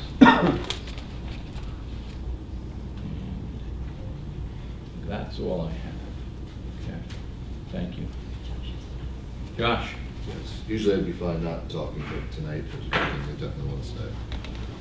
So, as you guys may or may not know, when you're in the contract negotiations, that's all executive session information when you're doing contract stuff, so you really can't talk about it prior to that. When some of you guys came 2 meetings ago, I was biting my tongue because we did have little information of what was going on, and it bothered me that we couldn't talk to you guys because, you know, as I've explained to people who've asked me, because obviously it's been in the paper, the hardest part was knowing there were guys sitting at home wondering if they had a job or not, you know, coming in the coming days. And unfortunately, and I didn't know this before I got involved in local government, there are rules that we have to play by, and we were told during this negotiation you can't release the information because it's not settled yet. And there was no real plan, so there was nothing really to talk about. But the fact that you guys heard that the jail was going to shut and you were worried about your jobs, it bothered all of us. And you know, I'm sorry that we couldn't say anything. I'm sorry that you guys had to go home feeling that way. But the simple fact is, I've been shouting this, you know, since the first time I saw the financial shape of the county, was that you know, for years and years and years, the county's been falling into worse and worse shape. What happens when you're in the position that we are currently in, you make financial decisions. They're not always the best decisions for the county, they're not always the best decisions for the residents, but they are the only decisions that you can make because of the financial shape that you're in. And that's what we find ourselves in. And it's upsetting. It's upsetting that it's been allowed to go on this long before we get to the point where now we're making these hard decisions that we shouldn't have to make. I mean, you guys work in the facility. Have you seen much going on in the way of repair, in the way of upkeep? I mean, when I saw it, it didn't look like there'd been much done there for a long time. Now, I don't know what the plans were that were talked about in previous years. I don't know, you know, Freeholder Graham was talking about, I know you didn't want to say, whatever it was that was being discussed. What I see is a facility that was falling into disrepair, and now you're in a place where you have to make a decision. There's no decision, I mean, and there's no, like, you know, Freeholder Fantasia said, it was never on the table. It was never said to us that facility is shutting down. So the fact that you guys are hearing that, we can dispel that right now. That is not the plan. That is not what we're talking about. And there's no set plan. It's information gathering still. So I'm glad that we're able to now at least say that to you guys and give you guys some information. But I know there's obviously a lot of factors. There's a lot of factors that go into this, and you know, one of the things that we've said from the beginning is the two main things that we have to consider are the taxpayers of Sussex County and the employees of the jail. And those are the two things that we want addressed in whatever resolution we come to. And I want to speak for everyone, but I think that everyone agrees on that. Bail reform can change. You know, what we have today might not be what we have tomorrow. That is a consideration. But whatever we do decide and whatever we do together, and it's been relayed to me that you guys will be involved, you guys will have your chance to speak, and all the factors will be considered before final decisions are made. So, and at least that's where I stand, and I don't want to speak for the rest of the freeholders, but I'm sure they feel the same way. So, I want to thank you guys for coming. I know it's not easy. I still get nervous up here sometimes. But when you're worried about you and your family and potential children, I understand that, you know, it's something that weighs on you every day. So I just wanted to be able to say. I don't know if I'm allowed to speak, but when you asked if things are getting fixed, they are. It's kind of like a house, but with a lot more toilets. You know, when the toilet clogs, you call the janitor. We got maintenance people. You know how they are. They're always working. They're working tirelessly, even on this building. And this building is not very old. So ours, they replace the rubber grommet, or they clog the the toilet that's not supposed to be clogged. They're always working, and they're always, so it's, I can't say mindless repairs, but it's normal repairs. It's upkeep. And there you go, it's upkeep. And every building has its upkeep, and every building will you'll never have a perfect building, but for what I've seen, and I've only been there, 6 years, right, Leo, 6 years now? I've seen it, they've upgraded it, they've changed it. I feel bad, I'm thinking a lot of time, but Fantasia was talking about how females, they don't have the access to programs and stuff. It's pretty much overall, like even the males, but it's not our fault. Like we're trying, we tried. We And believe me, no one is blaming you guys. Yeah. So please don't think that this has anything to do with you guys. Yeah. Unfortunately, it's most of us that sit up here that make the decisions that get us to where we are, and they have to get us out of it. And unfortunately, you guys are the ones that suffer the consequences of those decisions. I know that. Listen, I think we can hear a lot about the sheriff, what he did, didn't do, but the bottom line is the freeholder board that sat up here over the years didn't address the deteriorating condition of that jail. I disagree. Wait a minute. And it was a $25 million project. It didn't get resolved. Bail reform came in, and no one really knew what the impact would be. They didn't think it would be severe. And that's what happened. No. And all of a sudden, we have bail reform, and we have less and less people in it. And at some point, something has to happen, some way to deal with that. And that's really what's going on. George, go ahead. Okay. In 2012, we had immigration INS inmates that had our population up to about 220. That was when the jail study was being done. So what we were doing was we were looking at what was required in order to upgrade that jail. Every single year, there are capital requests that come in from every department, very heavily the jail and the sheriff's department. And you go back over those capital. Capital was always approved for the jail, including an entrance, the Sally Port, a number of others that don't come flying into my mind. But we did not go away from it. I come from construction management. That's what I did for 25 years. The first thing that I saw over the jail was they wanted to replace things over there. They didn't even balance the air balancing in the jail. When it was too warm in one place, they just pulled the vents off and then sucked the air right out of the building. So no, it's not a matter of that. It's a matter of that we always maintain the jail for its safety, because there were a number of times when I went over there, when the sheriff would talk to me, I would go over there when it was hot. And I'd see that some people were sweltering and some people were freezing. It wasn't because our air conditioning wasn't working, it's because it wasn't balanced out right. We did not myself, not my predecessors, I don't remember anybody from the time that I came in and the records that I looked at going back into the 2000s where the jail was purposely or any way or form not taken care of or sufficiently financed. Where things got dicey was when the INS went away in 2014, 15, someplace. When that went away, we went from 220 down to about 180. Then the 180 started dropping down a little bit at a time. We kept asking from the sheriff, what is our population numbers? Your predecessor couldn't get population numbers. They weren't forthcoming. So we really didn't know what they were. We were actually hearing from guys like you guys in the background that would say, hey, listen, we're at 126, we're at 115, wherever the heck we were. That's how we knew what we were doing over at the jail. Because it's a constitutional officer. He has the right to run his constitutional office the way he runs his constitutional office. As for when we sit down, this body here, we approve money. We don't spend the money.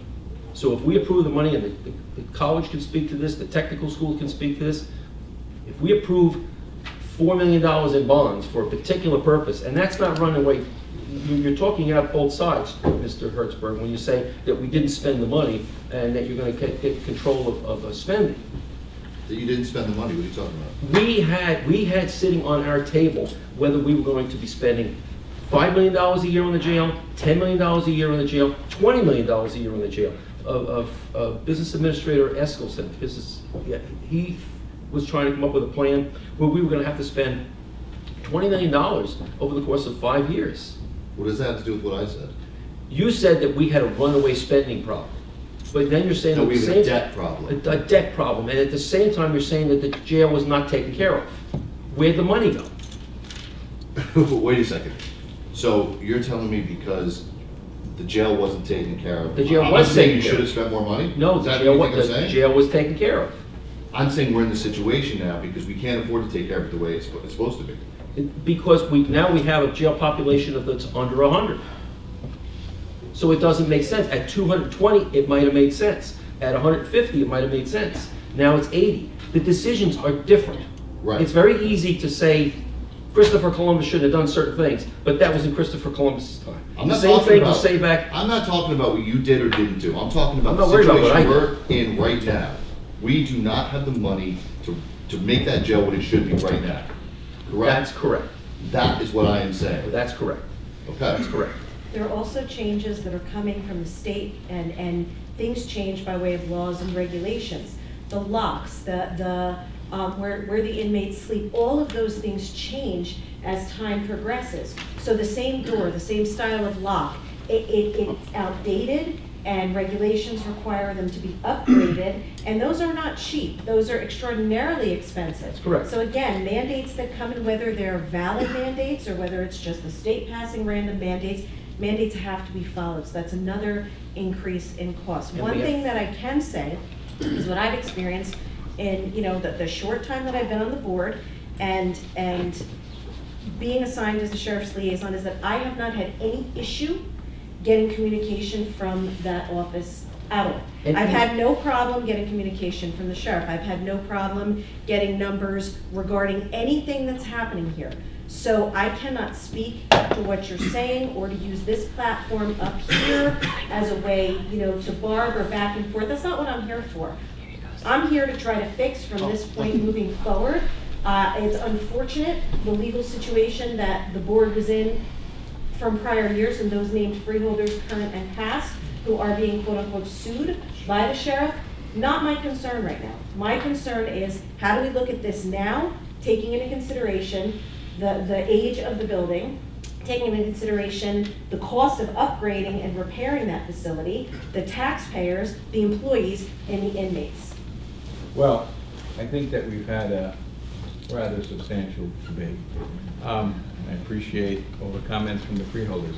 And for those of you that are here, you can see that this is not an issue that we just, it's a conversation that has gone on, and this board really is trying to do the right thing for everyone in the county. I'd like to move. There's one other thing, Go ahead. off topic. It almost seems silly to discuss, but I know it is important.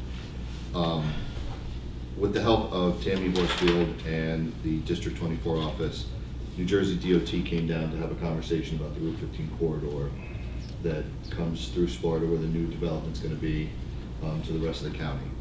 Obviously, there's been a lot of concern about the traffic there. A lot of people use that to commute into the county, and we're asking the DOT to reconsider and maybe give some relief to that road because of all the development that's going on there. So one of the things they said is right off the bat they're going to be retiming all the lights to see how that affects the flow. They did the study. They said the study was conclusive that the traffic is double during rush hour. It's double what it should be. So they know it's an issue. They admitted that we're not exactly super high on the priority list, but we gave a lot of reasons why we thought they should take other considerations, being that we're in Highlands, very few places we can develop. The places that we can develop are past that area, and a lot of developers are reconsidering because they know that traffic is going to stymie people from wanting to head that way. So it was a good conversation. Whether it goes anywhere, I don't know, but we're going to stay in contact and we're going to keep pushing. Okay, thank you. All right. Approval of consent agenda.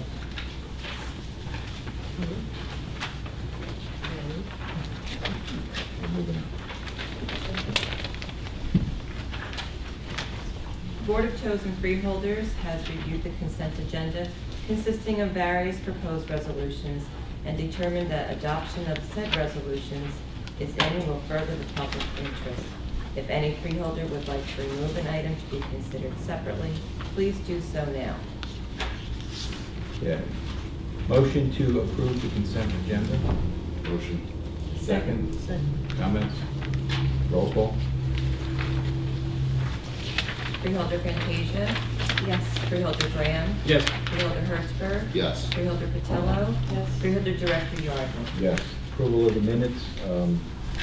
Motion to approve the minutes from budget meeting on March 6, 2019. Do I have a motion? Motion? Do I have a second? Second. Conversation. All in favor? Approved? Aye. Approved. Opposed? Motion to approve the minutes from regular meeting March 13, 2019. Do I have a motion?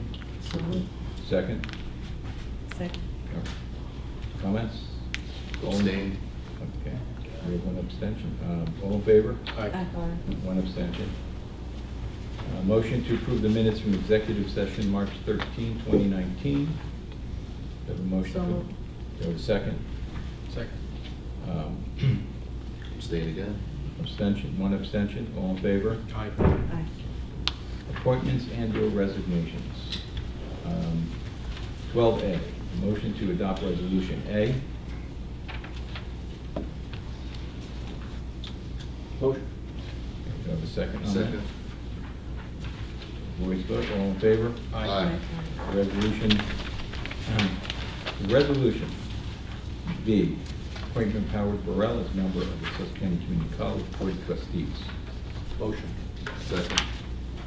Okay. All in favor? Aye. Opposed? Ayes have it. Okay, resolution providing temporary closure of 613 in Sparta Township for the annual Girls on the Run in New Jersey North 5K race. Have a motion for that? So moved. Second? All in favor? Aye. B, to support the Human Trafficking and Child Exploitation Prevention Act. Have a motion on that? Motion. Second. Discussion?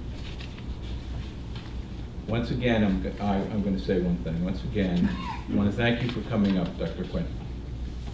Reverend, I'm sorry. That's right. Thank you for coming up, doing your presentation. I am proud that we are moving this forward, and I am asking that this be sent to all of the other counties. Thank you very much. Sure. Also, Greg, is it possible any information could be shared with us about that Father's Day weekend programming that you presented? Because I think that's something that can be shared even with the county superintendent. Absolutely. To send out to schools. So if you're able to send that, I can facilitate that. Excellent. That would be helpful. Thank you. Thank you. Voice vote, all in favor? Aye. Okay, so now we have awards of contracts and change orders.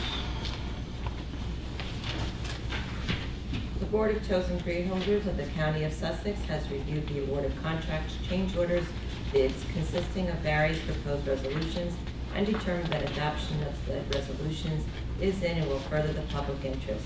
If any freeholder would like to remove an item to be considered separately, please do so now. I would like to do G separately. Okay. These pulled. Any other items? Is there a second to that?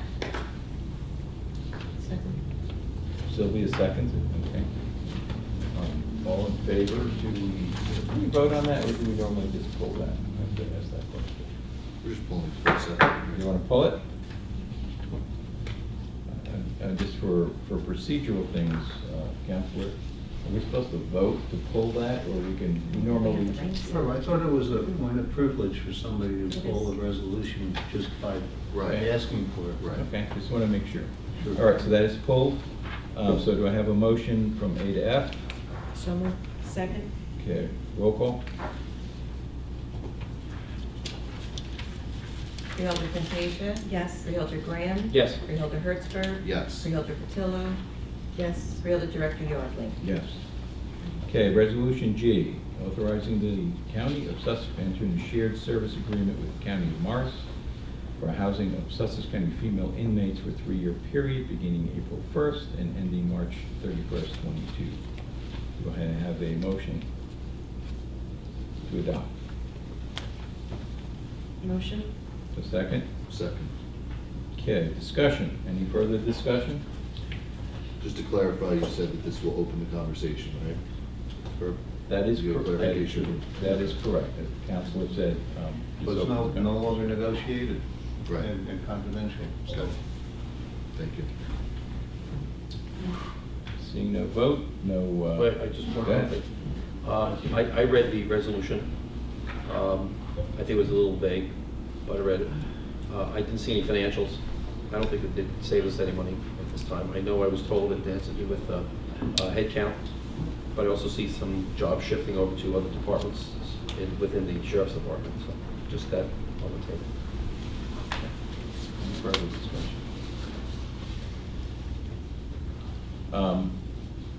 Okay, roll call vote? Freeholder Fantasia? Yes. Freeholder Graham? No. Freeholder Hertzberg? Yes. Freeholder Patillo? Yes. Freeholder Director Yardley? Yes. Okay. Payment of bills, Motion to pay the bills. bill to stay. It's the one we're going to amend that. Your motion to pay bill to stay. Motion for bill this day. Okay, do a second? Okay. Roll call? Freeholder Fantasia? Yes. Freeholder Graham? Yes. Freeholder Hertzberg? Yes. Freeholder Patillo? Abstain. Freeholder Director Yardley? Yes. Motion to approve bill list B. Motion. Second. Roll call? Freeholder Fantasia? Yes. Freeholder Graham? Yes. Freeholder Hertzberg? Yes. Freeholder Patillo? Yes. Freeholder Director Yardley? Yes. Introduction of the 2019 county budget for the first reading. 2019 Sussex County budget is being introduced for first reading at this time and awaits approval by the board. The 2019 Sussex County budget revenues and appropriations summary will be advertised in the New Jersey Herald issue of March 31st, 2019. Okay, got a motion to introduce this. Okay, we have an introduction first before we vote on that, correct? Motion to introduce would To be in order. introduce. Okay, I need a motion to introduce. So moved. Second? Second. And with that, I'll be happy to make a brief presentation if it pleases the board. Okay. All right. We've had some technical difficulties, so I've entrusted my favorite tech guy here, Thor, to help me out here and see if we can't have something here.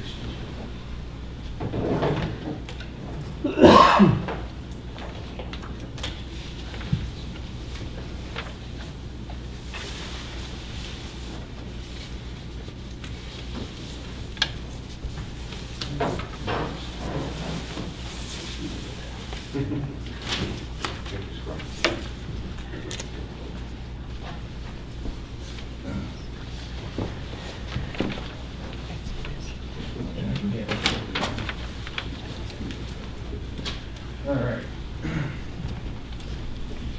And the county treasurer will assist since we're somewhere between the 20th and 21st century this evening. I'll try to keep it as brief as possible. We've had the opportunity to review the proposed budget, both in the form of subcommittees as well as the Freeholder Board having a budget work session. The current fund budget, I'm going to share with you what the process is. We start this process in August, and that is when the guidance is distributed to the departments in the form of submissions that we ask them to complete. Then in September, the operating budget proposals are due. Once we get those then in October, the budget subcommittee reviews the budget submittals. That typically takes place over about 3 weeks to have every county department, constitutional officer, and entity come in to make those presentations to the budget subcommittee. Simultaneously then, that is when we accept the capital budget with capital project requests. Then in November, the capital subcommittee, the capital project subcommittee meets to review the various capital requests that are submitted by the various departments. In December then, the budget subcommittees review their respective portions of the budget and we discuss what the impact of the draft budget will be. Then in January, the budget subcommittees finalize the draft budget. In February then, the subcommittees review the proposed budget and make any final changes.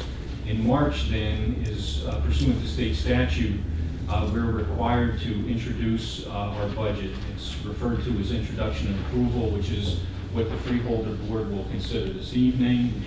And then in accordance with statutory provisions, both in terms of public notice as well as review by the State Division of Local Government Services, the board will schedule, if the budget is introduced and approved this evening, we'll hold a public hearing on April 24th and give final consideration for the adoption of the county's budget.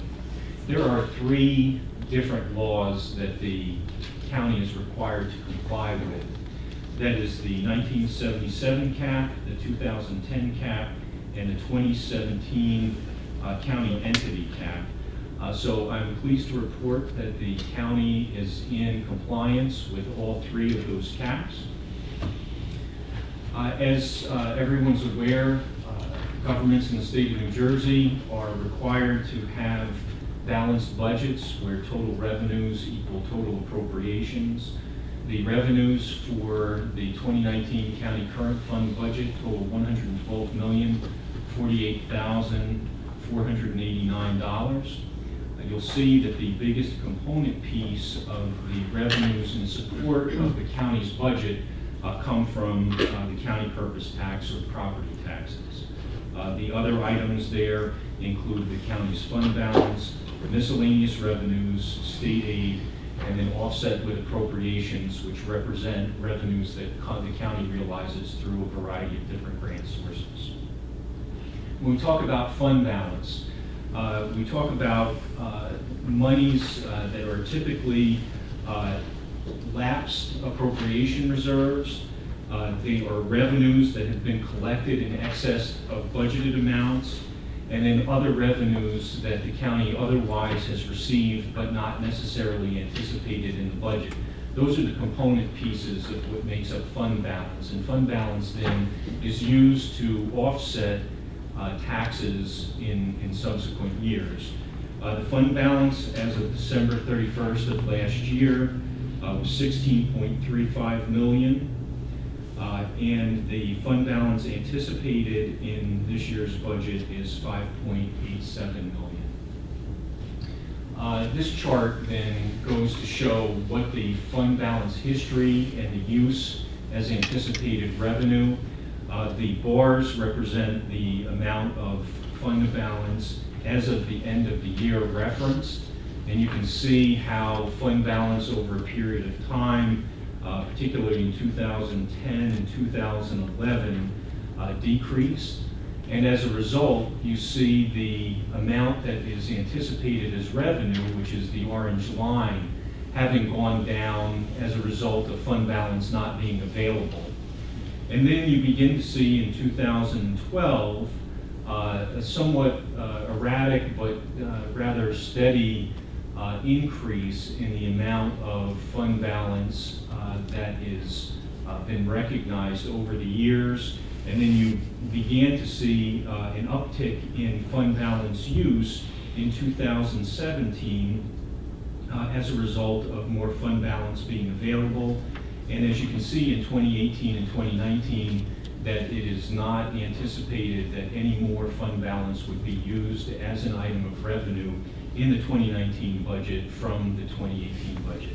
It's also interesting to note, which the board will be aware of, the public may not, that last year the county adopted a fund balance policy setting our target for maintaining fund balance at 15%. And I'm pleased to report that we are very close to that now, and with keeping the same amount of fund balance being used allows us to reach that target. So then the next slide gives some of the numbers. I'm not going to go through them, read them, other than to say that the 2019 budget represents a $22 increase, or a 1.62% increase per the average Sussex County home. And I do want to recognize Mr.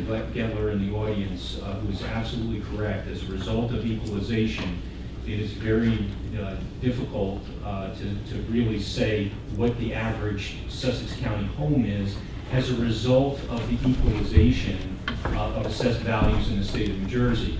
But I believe Mr. Gettler was even stating that it's neither this board or a local government or a board of education that will do anything to change how that process is done. That is a process that is done by statute and affects all county governments throughout the state of New Jersey. Can I ask you, how is that determined, just for the general public, what your equalization amount or percentage would be? What are the factors that are involved in determining the municipality's equalization number? Those calculations are actually done through the County Board of Taxation. And what they look at is they look at the different component pieces of assessed value. The two primary pieces that affect equalization have to do with inflation that is observed through the sale of both residential and commercial properties, in addition to the effect that new construction has on a municipality's assessed value. So as we continue, as I mentioned before, revenues have to equal appropriations. Appropriations this year are called for $112,048,489. And you can see the various component pieces that include general government, insurance, public safety, public works, health and welfare, education, utilities and other common expenses, capital, debt service, and statutory expenditures, as well as the appropriation entitled offset by revenue, which you'll recall there is also a revenue entitled offset by appropriations. Those represent the grants that come into the county from federal and state sources.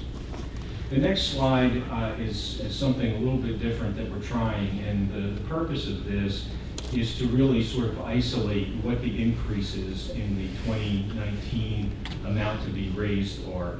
And these three pieces, the light shaded blue are statutory expenses, which the bulk of that are pension expenses. Group health insurance then is the darker blue, and all other appropriations are in the red. The purpose of this is trying to get people focused that the increase in the amount to be raised in taxes, that 2/3 of that effectively is pension benefit cost. All other increases, which includes contractual salary obligations, changes in utilities, and any other operating expense that would otherwise have increased, is really limited just to 22%. So the bulk of what we find are costs associated with our employees. And again, this is not unusual or different than you would find in other governments. And I would say this has been very consistent for the last 10 to 15 years, is that the bulk of tax increases that you find in New Jersey local governments are confined to pension and health insurance costs. The next slide gives you just a brief history, and not to go through the numbers particularly, though they're there for informational purposes, but is to show what the ever-increasing costs of health insurance are. The green bars represent active employees, and the orange bars represent the health insurance costs for the retired employees of Sussex County. And again, it just gives you a sense as to what those trends are. This year, what we wanted to focus on was really what the allocation of the county tax dollar is.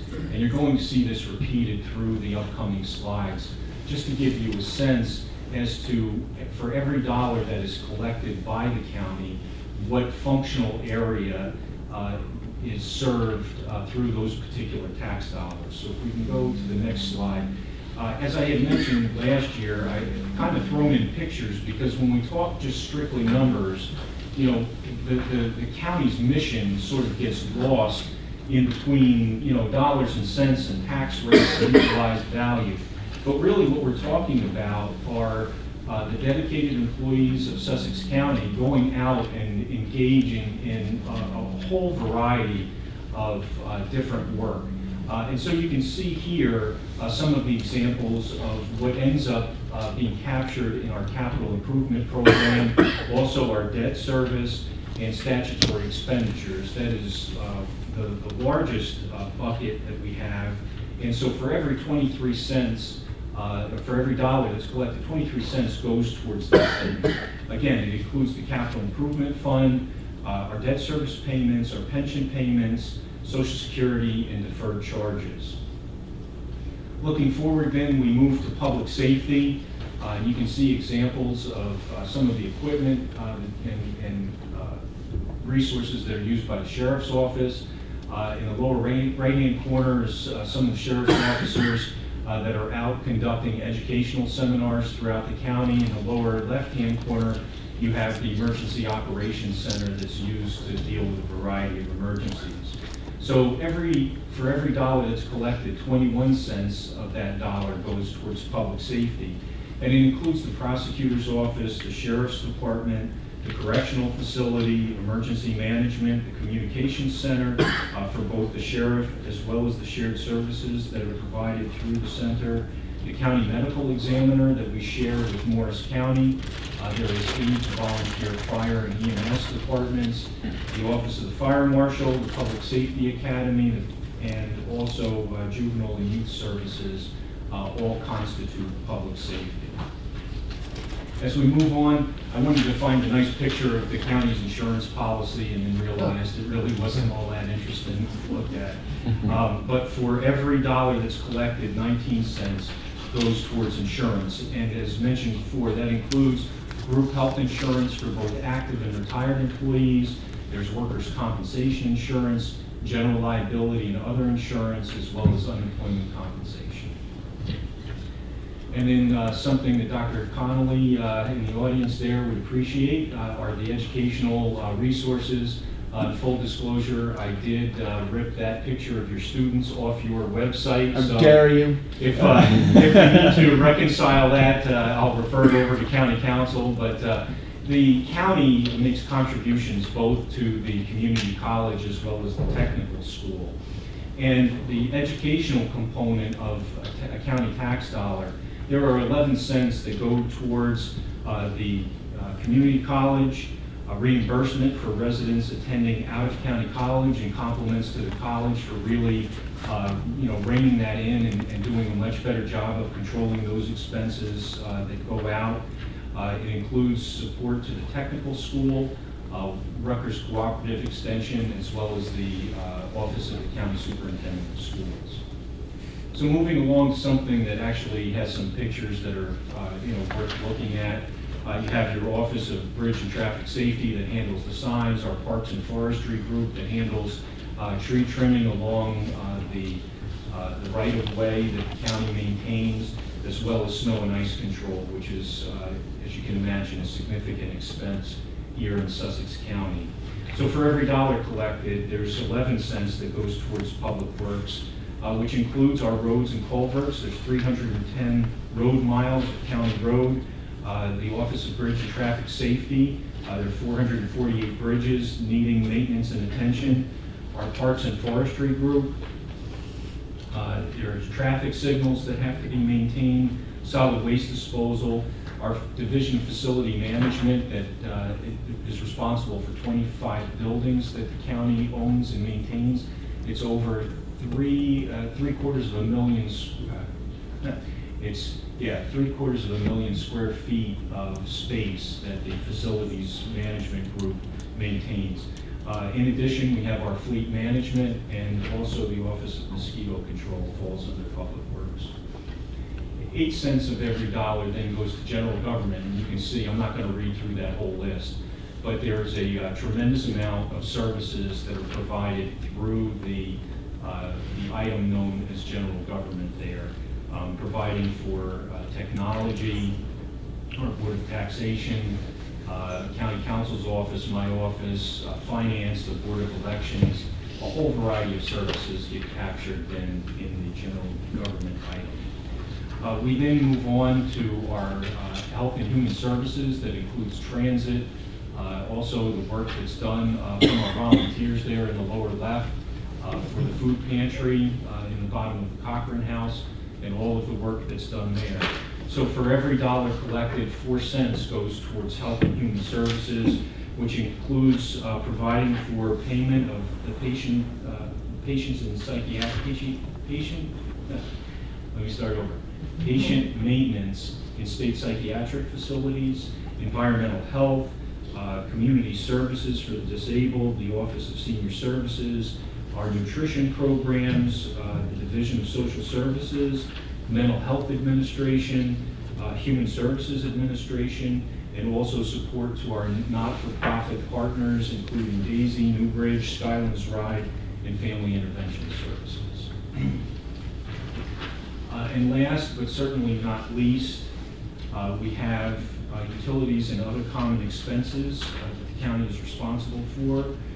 That includes all of the electric, lighting of our highways and bridges, natural gas and propane use, water and sewer fees the county pays, also all of our gasoline and diesel fuel in support of not only our fleet, but also our generators as well.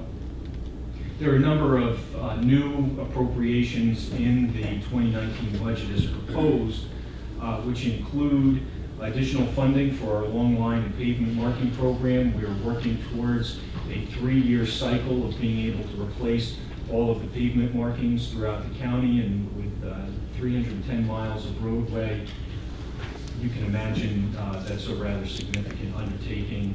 We have new appropriations in the Division of Health, which is working towards national accreditation, which is anticipated in 2020. We also have funds available to support the hiring of a safety consultant to update our road safety policies and procedures, which is extremely important as we have in excess of 70 individuals out working within the public rights of way. And you can imagine, in contrast to municipal roads, the traffic volumes on county roads is very significant, and the safety of our employees is a high priority. In addition, we're providing, changing the way in which we're funding non-capitalized vehicle purchases, and so there are appropriations for both fleet management as well as the sheriff within the 2019 budget. Coming towards our conclusion, a very important part, and we talked about some of that this evening, is the county's capital improvement program. It's a very important piece of how the county maintains its infrastructure. It provides for the preparation, adoption, and implementation of a capital improvement program for major capital projects and acquisitions. And also then the funding of those capital projects and acquisitions are done through a combination of current funds as well as debt financing. The 2019 capital program totals $13.35 million, with new debt authorized not to exceed $10.8 million. The next slide shows you how the capital improvement program then is broken down by category.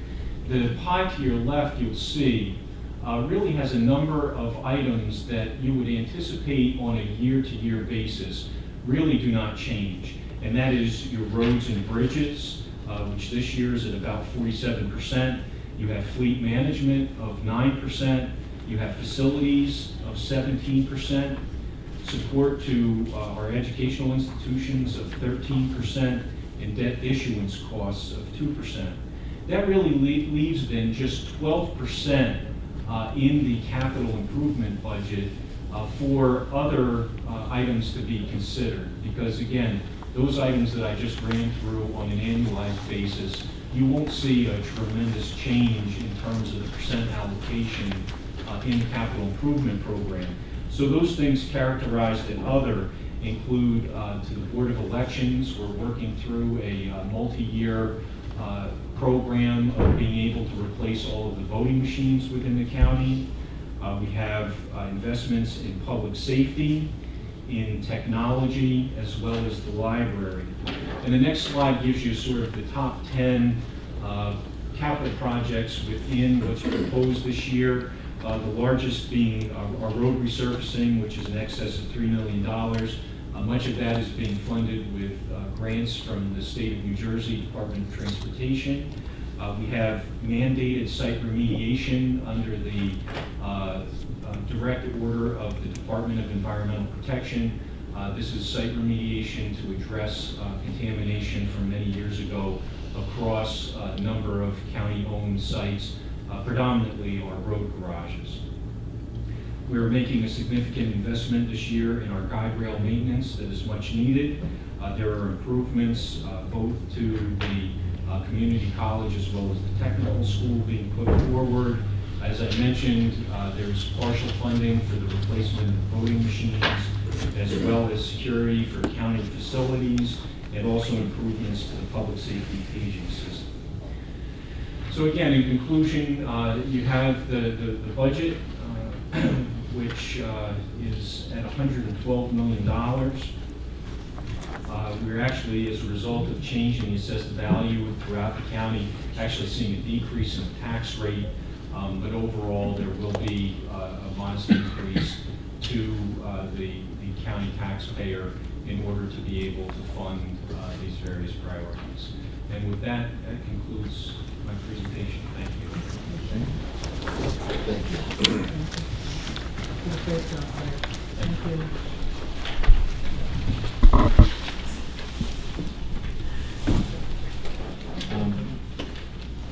So we're introducing the budget for the first reading. We need a resolution. It would be the following paragraph. Would you like me to read that? Sure.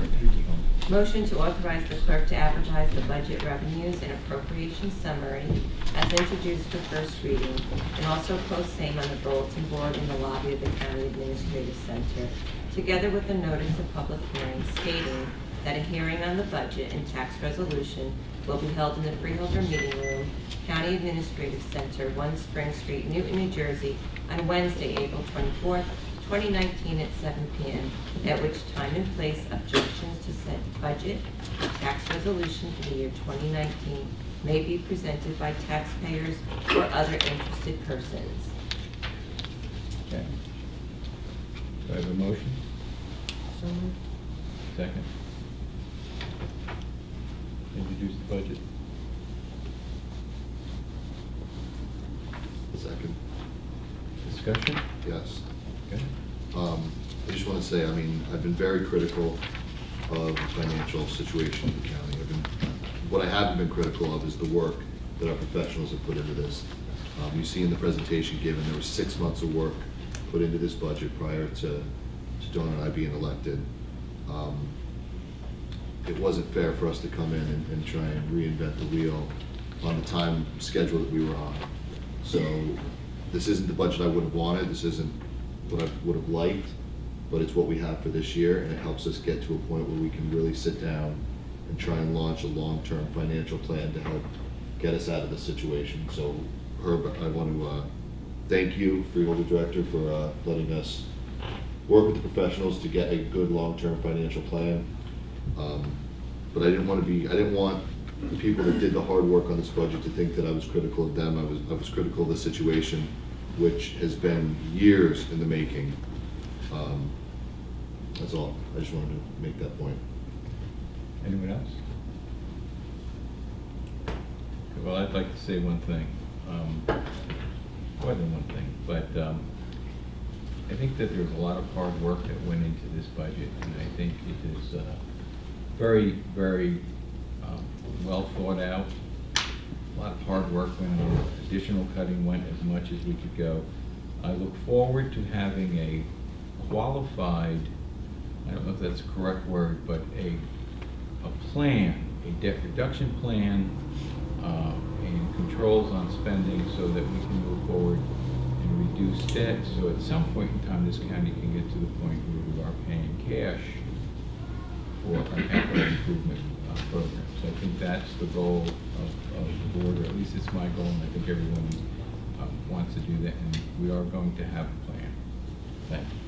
I have something that I would like to say, actually. I don't want to echo what Josh said, even though I share his sentiment. Moving forward, there's one thing that I am interested in doing as we prepare, and look to a forward year, and that's that we don't get tied up with sacred cows. In other words, we've always done it that way, so let's do it that way. I think there's an awful lot of that in my brief time on the board, from contracts to a multitude of things. So I'm looking forward to perhaps doing things in a little bit closer eye and a little more oversight from this board instead of a laissez-faire, hands-off approach. And that's all I'll say about that. Anyone else? Okay. Roll call. Actually, a voice vote would be sufficient. No, roll call. Yes. You would like a roll Yeah, call? roll call. Freeholder Fantasia? Yes. Freeholder Graham? Yes. Freeholder Hertzberg? Yes. Freeholder Patillo? Yes. Freeholder Director York? Yes. Okay, so we have what, D, E? Okay. Resolution, approval of the library's budget and certification of the 2019 library tax levy. Do I have a motion on that? So moved. Do I have a second? Second. Okay. Roll call? Okay, I'm sorry. I thought we were doing it in group. So it was Okay. Freeholder Patillo, then Freeholder Fantasia? Yes. Okay. So a roll call. Mhm. Freeholder Fantasia? Yes. Freeholder Graham? This is the introducing. Library. For the library? Yeah, yes.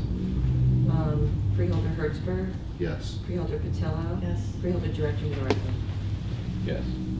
Resolution E, approval of the Farmland Preservation Open Space Trust Fund levy. There's a motion on that. So moved. Second. Roll call. Do we have a discussion on that one? Sure. Discussion. My understanding when we continued with this, the understanding was that we were going to be putting more emphasis on maintenance and less on acquisition. And yet last year, when this came up, we basically were told, well, that didn't get in there. And I found last year us finding ourselves more into acquisition. And I just want to point that out. Mr. Director, if I may, just for a point of clarification for you, Graham, that I've been in conversation with the county engineer and the Division of Planning, and I would expect that the board will have a recommendation forthcoming from the Open Space Advisory Committee relative to a set of rules that will facilitate the purpose that you mentioned, with an emphasis on stewardship and development out of the funds that will be in the trust moving forward. Okay. Roll call? Freeholder Fantasia? Yes. Freeholder Graham? Yes. Freeholder Hertzberg? Yes. Freeholder Patillo? Yes. Freeholder Director York? Yes. Resolution authorizing emergency temporary appropriations of the 2019 operating budget for the County of Sussex. Any discussion? Motion? Okay. Second. Okay, any discussion? Roll call? Freeholder Fantasia? Yes. Freeholder Graham? Yes. Freeholder Hertzberg? Yes. Freeholder Patillo? Yes. Freeholder Director York? Yes. Personnel, no personnel items, administrative report. No report tonight. County Council? Okay. Opioid? Yes. As you asked, Thank you. I'm going to limit this to my report on the opioid litigation. As I said to you, this was a topic of discussion at our county council's meeting in Trenton last week. As a result of that meeting, I can tell you that about half the counties in New Jersey have already filed suit. About most of the other half is undecided, and one county has decided not to sue. I then focused on one firm, or the leading firm in this area, that, and it's actually a consortium of two very well-known New Jersey firms and one New York firm, very well-known with established reputations in the field of mass tort, which is what this is. And I've been speaking with them. They do represent, right now, Camden, Essex, Bergen, Cape May, the city of Jersey City, and places like that. I want to tell you what this, I just want to take a minute. It's been a long meeting, but I want to tell you what the objective of this suit is.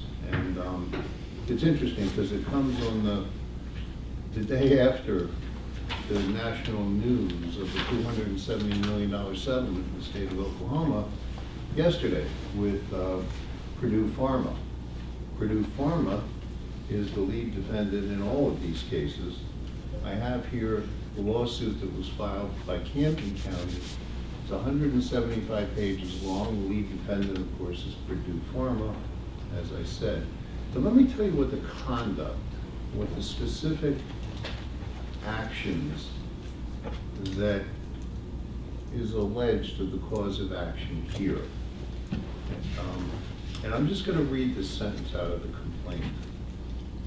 They say that they allege that, and I'm quoting, the defendants engaged in a concerted, avaricious campaign to flood this country with opioids by deliberately manipulating and failing to police every layer of the distribution and prescription process in order to push pills out the door in volumes and through channels that they knew would create conditions ripe for addiction and abuse. In other words, this wasn't a drug, this was a deliberate effort to promote this. The damages, and it alleges here that the county has incurred significant cost and loss of resources attempting to deal with this epidemic. And here are some of the categories of damages that are being sought as a result of this activity. And there's a good dozen of them, but everything from addiction treatment for employees and retirees, costs related to absenteeism, overdose and addiction-related medical and hospital costs for employees and retirees, overdose-related emergency room services for indigent people, detoxification, substance abuse treatment, health insurance premiums, incarceration costs, police services, drug court, homelessness, mental health services. It goes on. Can I ask a question, Of course. Counselor? Is there a way for us to cross-reference the findings in the Oklahoma case that resulted in their results to see if we also have those same findings here? Well, we have these costs. The Oklahoma case, by the way, was a statewide case. We're Right. not going to get $270 million. No. But my point is that they must have cited certain findings that caused to the result that they got. Right. Can we also cite those things? Oh, yeah. Okay. Yeah, and that's why the firm, this consortium of firms who has the experience at this level with these cases is the way I'd recommend that we proceed if that is your decision to proceed. The causes of action that they allege here, I thought were very interesting too, because they allege RICO, the Racketeering and Corrupt Influence Statute, which is a very significant one, a pattern of racketeering activities, conspiracy, public nuisance, negligence, and civil conspiracy, which are all some good. Okay. Was it filed as a civil RICO? Yeah. Now, the whole 175 pages, I will make this available to you if you want to take a look at the story, because it traces this really back, thanks, really back to how this started in the 1990s, and it's a pretty interesting story. So that would be the causes of action, the damages, and the allegations part. Should you want to proceed, and you want to authorize me to proceed, the next step would be, and I've talked to the firms and partners, they would come up here with their litigation team, and we would sit down and we would go through the retainer process as to how we would retain them and what we would do. Now, I expect that that's largely, again, I don't want to speculate too much, but contingent fee work. The resources that we would allocate to this, of course, would be, I would be assisting them with the damages, and I would be, of course, engaging Greg, Elka, probably the prosecutor, different people that we would need to get this information from as to what our damages are. They would be doing that too. It's kind of like a bigger version of what we're doing with the Cochran House litigation, putting together all our damages. We would do this with an eye to having a retainer agreement before you for our next meeting. And well, if that's how fast you want to move, if you want to slow down.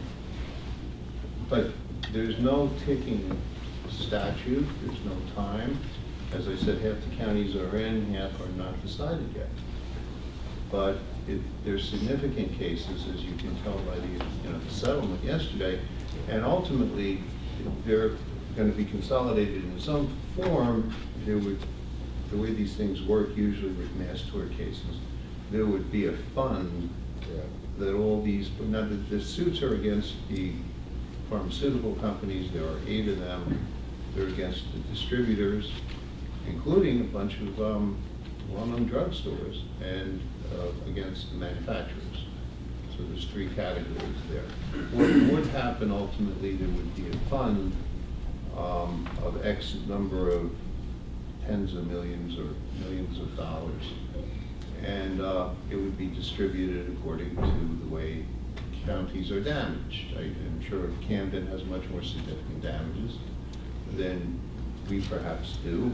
I'm certain that we do have significant damages, but the point of that is, you gotta be in the case, and you to be at the table when that apportionment and that allocation occurs.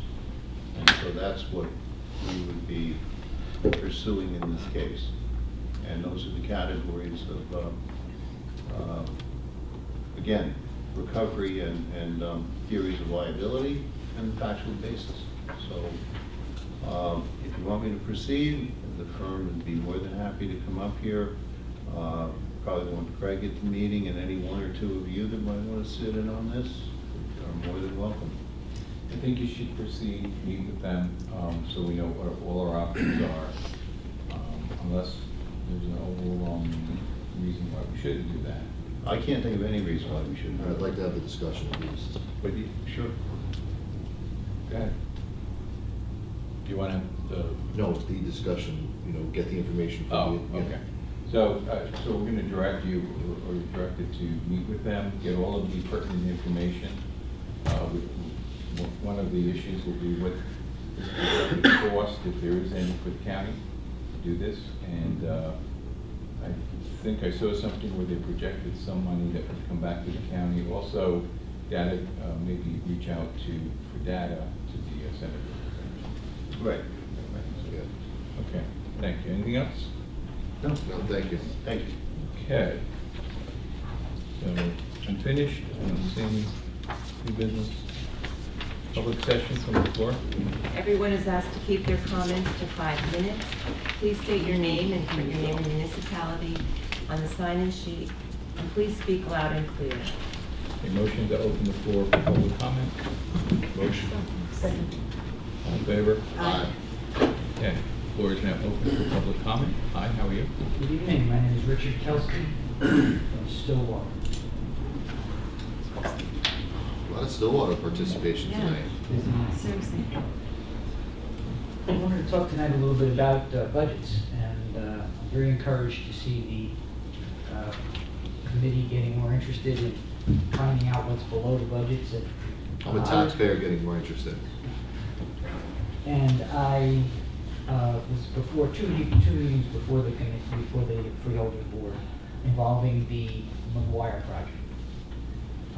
The McGuire project, you're all familiar with it, and the cost of that project. I've been trying relentlessly. We were promised at those meetings that the school would just make disclosures to the board, and the board would make disclosures to the public. I can't get anything financially from the school. I've made Oprah requests. I have them here. I will give them to you. Early Oprah requests I got responses to. Once I started to ask questions about the detailed financial expenses so far, the enrollment so far, the projections on enrollment, I'm getting stonewalled. So their answers are here, and my request is here, and there's just a bunch of copies. And you'll just see what I asked for. It's all typical, normal financial stuff. And the answer is you can't have it because it's secret confidential, double secret probation, whatever it may be. But I'm very concerned about that, because we were promised by this board, not necessarily people on it, that we would get transparency. Second point I have relates to the board school estimate. I know that makeup has changed from this board. I don't know who's on it now. Which freeholders are on the board? I'm sorry, can you The board of school estimate. Which freeholders? For the college? Yes. So, Mr. Irvin is, Obviously, that involves Chapter 12 funds as well as operating expenses.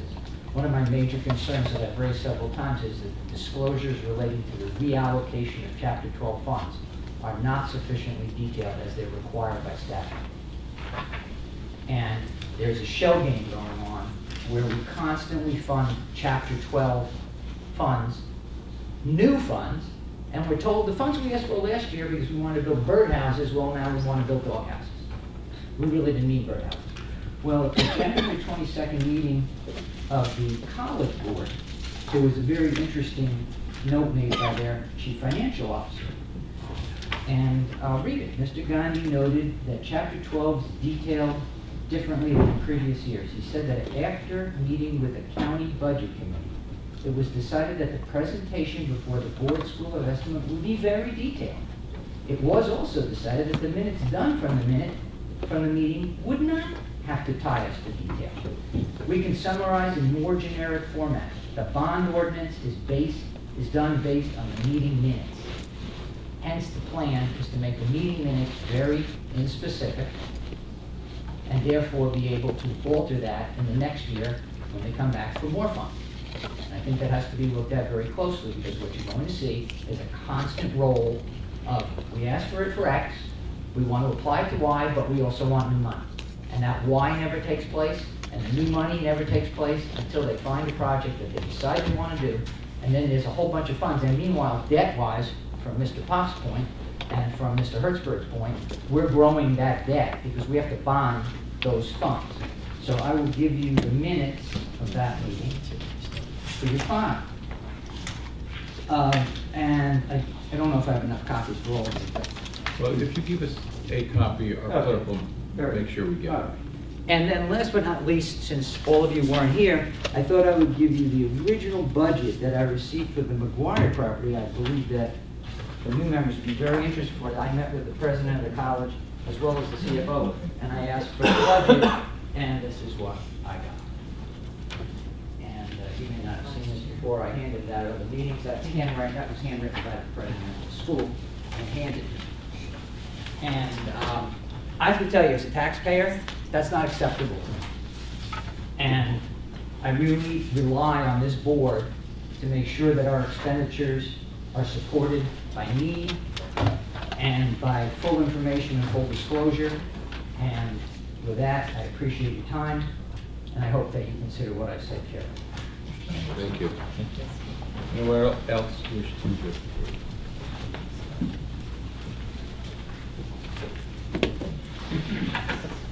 We'll get a little bit more again.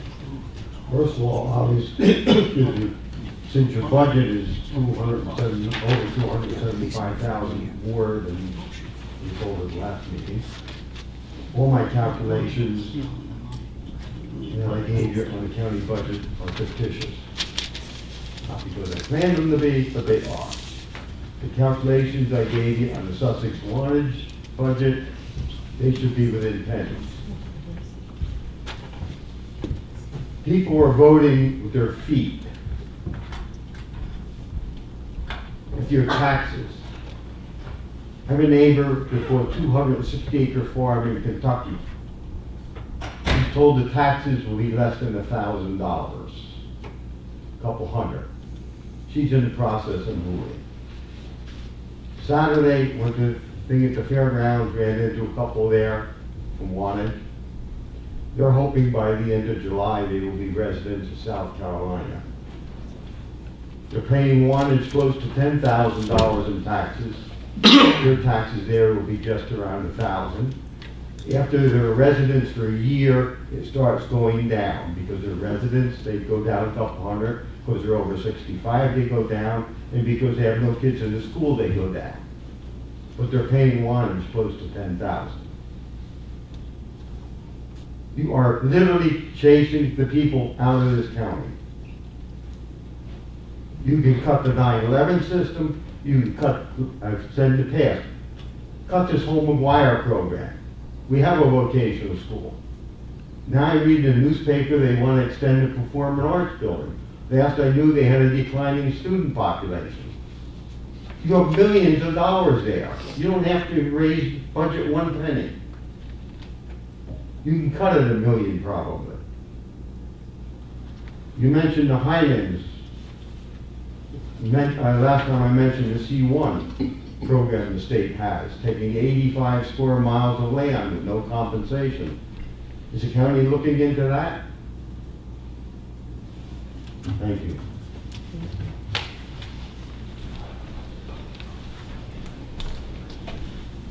Good evening, Freeholders. My name is Andy Bowden. Mr. Bowden, could you please sign in? Yes. Thank you. Oh, he's not there.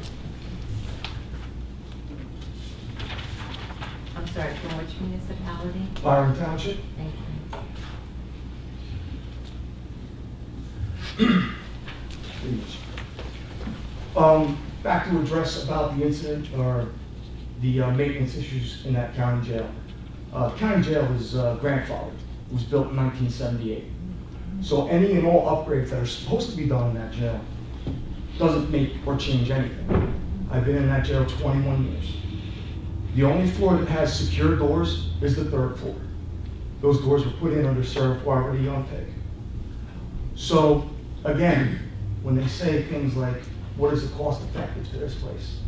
We have people that have take-home cars that travel out of county with blacked out SUVs that don't respond to emergencies. That's taxpayers' gas, that's taxpayers' tires, that's taxpayers' maintenance. That is probably a $20,000 to $30,000 pay bump that you get for getting a take-home car or a perk. I have an individual that retired from the jail as a lieutenant, making $80,000 a year on top of his pension. I'm currently suspended from work, and I'm working for 20 bucks an hour lifting block every day so I can put food on my kids' plate and make sure that they are taken care of. I'm probably going to lose my medical insurance in the next week or so because I don't have the $1,150 that I need to pay for my health insurance through the county. All I'm asking is before you start pointing fingers and saying, what's the problem? The men and women in that jail are doing it, and they've been doing it with nothing, with Band-Aids. And that's how it goes. 21 years in the jail, I watched an inmate headbutt a cell door, and the door flung open. Saw it. Said that to a gentleman, he said, you're lying. I said, I don't need to lie. I walked up to the inmate and said, you okay? He goes, yeah, I didn't think you were going to let me out for lunch. Okay, sit down, get the nurse up there. We've had altercations in that jail. They know the cell doors don't lock. And what is the response? We notify the county. It's on your head if another altercation takes place where an individual is going to sue the county, much like Mr. Broadbecker. There is no rules coming from the state DOC yet that we cannot have segregation or lockdown or a hole. That was put in place by Warden Mark Farsi that felt that this was the new way of corrections. The state doesn't recognize that. There is segregation and there is a lockdown unit in every state prison and every county jail yet. But again, where's the issue there? It starts at the top. The monies that have been allocated for that jail in my 21 years have never come through there. Never. And it goes back to the AmeriPay thing, when the freeholders changed our pay stubs to AmeriPay and ended up having to pay $2.5 million because the company walked away and didn't pay the federal government. So the county was on the line for the first $2,500 or $2,500,000, whatever it is, and then had to pay it again. These are the truths that have been going on in my department for 21 years. And again, we provide a service to you and to the taxpayers, but we also provide a service to the individual's family members.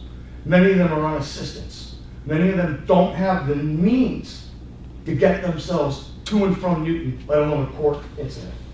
You talk about the opiate problem that's going on in your county. They have said, inmates talking to us when they go on the CLEAR program or they go to drug court, I'll take the Vivitrol shot. But you know what?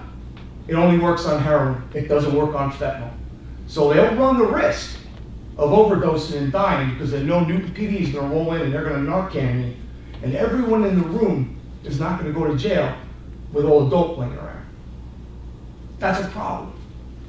And as a sheriff's department in Sussex County, you should be proactive rather than reactive. First, you start with going out and finding where everything is going on. We know where it is. Those inmates are a wealth of knowledge. They love to talk. They love to tell us how the stuff is moving through this county, where it's going. It's even in that jail right now as we speak. They know how to get it in. They'll fake a piss test, piss hot, swallow a balloon full of drugs, get in that jail and sell it. And they're not selling it for money, they're selling it for commissary, honey buns, and long underwear. Again, everyone that's at the top of that jail doesn't want to let out their dirty little secrets and their little laundry list of fixing things. I run a shift with 10 individuals, and it was put in the paper that we're tripping over officers. 311s runs with 10. Myself is included in that number. And as a shift commander, I have to go and relieve my officers so they can go down to the locker room and make a phone call to their family members. Or I gotta pat down inmates, or I gotta even get in on cell shakedowns. Thank you for listening to me. I look forward to talking and working with you people in the future. Thank you very much. Thank you. Thank you. Go ahead. You want? No, go ahead.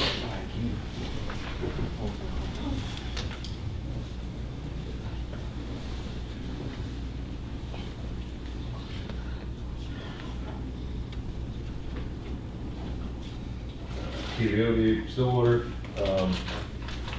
I hope this board just granted me a little bit of leniency. Up until yesterday, 14G wasn't on the resolution. 14G wasn't on the agenda, so I was a little prepared.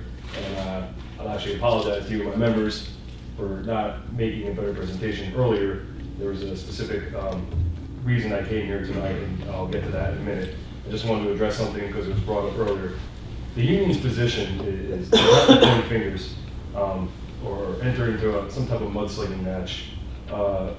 We want to come to a collective diplomatic solution to the jail's future. That being said, I'd like to touch upon something that Mr. Graham, Director Freeholder Graham, said earlier this evening. In the latter part of 2018, the Bureau of Corrections instituted a hiring freeze and a promotional opportunity freeze. Despite this fact, the Bureau of Law Enforcement continues to hire personnel off the civil service law enforcement list. Fortunately, it has resulted in a few lateral transfers from the Bureau of Corrections over to the Bureau of Law Enforcement. However, in recent days, it's become public knowledge that the Bureau of Law Enforcement appears to be hiring new staff in the numbers of double digits, coincidentally in conjunction with Resolution 14G for Shared Services Agreement with Morris County, the House Sussex County Criminal Inmates. Transparency and fiscal responsibility are the paramount goals for this board that they would like to advance, that I would urge you to look into this matter. Further, I would add that the title of County Correctional Police Officer allows us to transport inmates, thereby reducing the need to hire additional sheriff's officers for that purpose.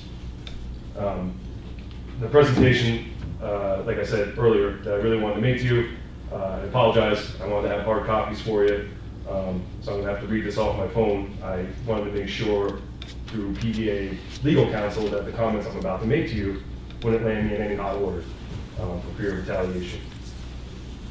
Dear Sussex County Freeholders, as you're aware, I'm the current president of Policemen's Benevolent Association Local 378, which represents Sussex County's correctional police officers.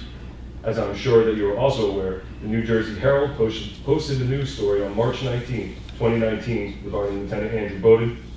The substance of this article dealt with a letter released by Sussex County's current Special Labor Counsel, Trimboldi and Brzezinski, to the New Jersey Herald. The letter was written by Frank Chiaffi, Esquire, of the firm Schiari Patrick Bowden. Lieutenant Bowden's legal counsel afforded to him through a legal protection plan of the New Jersey State PBA. Our society is based upon the rules of law. Law enforcement personnel uphold these rules. However, we're also held to higher standards than the public, and we must therefore adhere to other unique state and federal laws or regulations, individual agency policies and procedures, and the New Jersey Attorney General guidelines. In individual law enforcement agencies, the executive of the agency is tasked with delineating agency-specific policies and procedures and ensuring the mental and physical fitness for duty of its personnel. The executive of the agency is also tasked with establishing and maintaining an internal affairs unit. Personnel assigned to the internal affairs unit serve at the pleasure of and are directly responsible to the law enforcement executive. In theory, the goal of internal affairs is to ensure that the integrity of the agency is maintained through a system of internal discipline where an objective and impartial investigation and review assure fairness and justice. Nonetheless, the law enforcement executive is the final authority within an agency, and he or she may dole out discipline or other agency action or inaction without any standard of proof more commonly found in the rules of law, i.e. a preponderance of the evidence or beyond a reasonable doubt. In the case of the Sussex County Correctional Police Officers, the sheriff is the law enforcement executive. Fortunately, New Jersey law enforcement personnel are also subject to an equitable process for adjudicating allegations of violations of applicable state or federal laws or regulations, or violation of individual agency policies or procedures, or alleged determinations of mental or physical fitness for duty. The application of this equitable process shall at all times be consistent with the New Jersey Civil Service Commission regulations, state and federal law, and applicable collective bargaining unit agreements. Time. Am I able to finish? Yeah. Thank you. Lieutenant Bowden is one such law enforcement member currently undergoing what should be the equitable process noted above. In this regard, I'm appalled by the decision of the Sussex County Special Labor Council to release the letter by Mr. Chiaffi Esquire to the local news media. By doing so, our employer has pierced the equitable process of adjudicating the allegations that Lieutenant Bowden faces by introducing the matter to the Court of Public Opinion. The Court of Public Opinion is the alternative system of justice where bits and pieces of evidence are played out in the media. There are no standards of accuracy, and a good story spreads faster than all the facts. Judgment can be passed without being burdened by providing proof. Mistakes are hardly ever remediated in this farcical system of justice. Ruined reputations and careers are sometimes never repaired. One more paragraph. The local association, that being PBA 378, supports Lieutenant Bowden to the extent that he should be afforded a fair and equitable process of adjudicating the allegations he faces, free from the Court of Public Opinion. Further, I urge this board to strongly consider the actions of Druboli and Kuznowski noted above when the time comes later this year to potentially renew the County of Sussex special labor contract with them. Thank you. Mr. Leobi, could you send me a copy of that? I have hard copies coming for you, like I said. I was just making sure. Thank you. You got it with you. Thank you. Anyone else?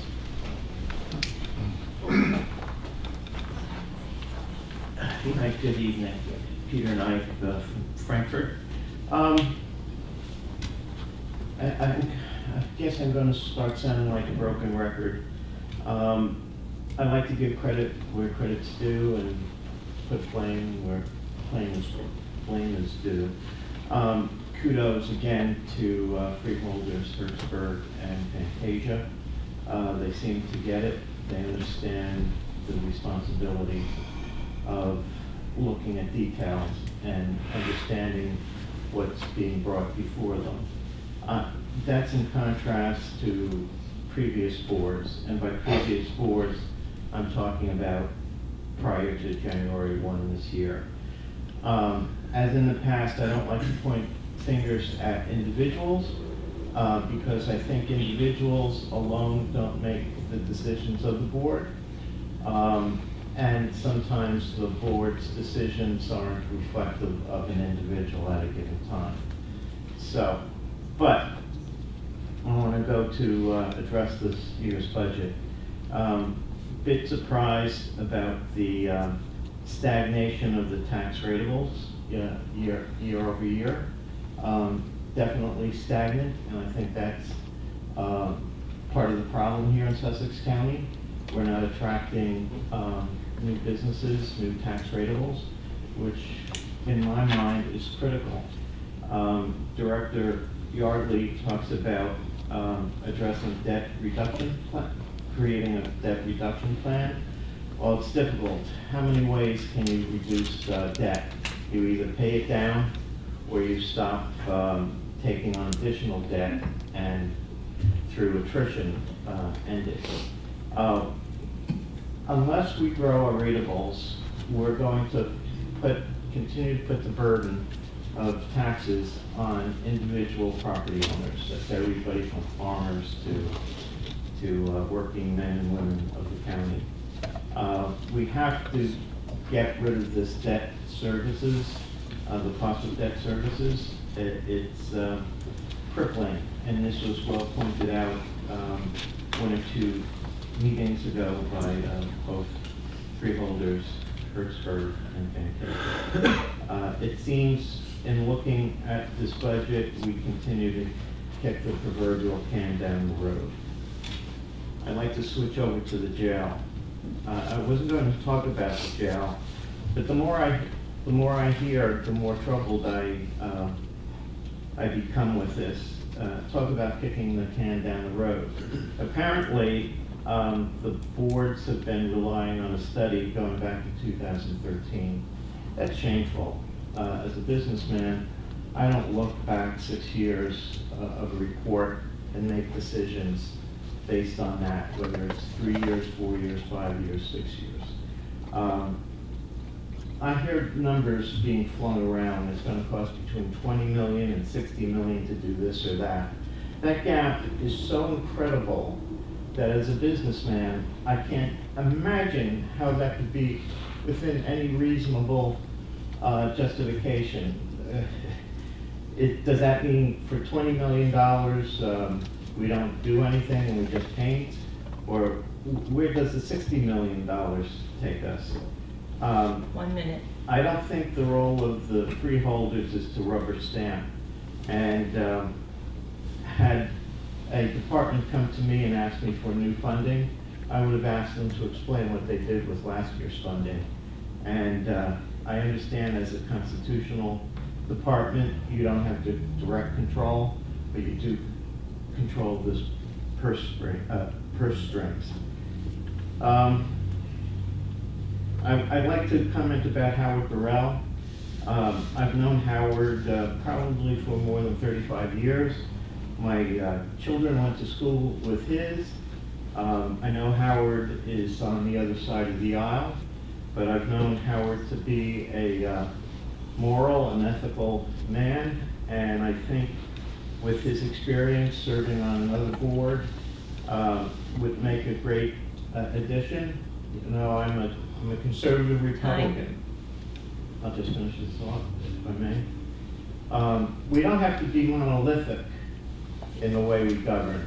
Sometimes it's good to have somebody with potentially opposing views. So I would very wholeheartedly support Howard Burrell for that position or just about any position. Well, thank you very much. I appreciate your time. Thank you.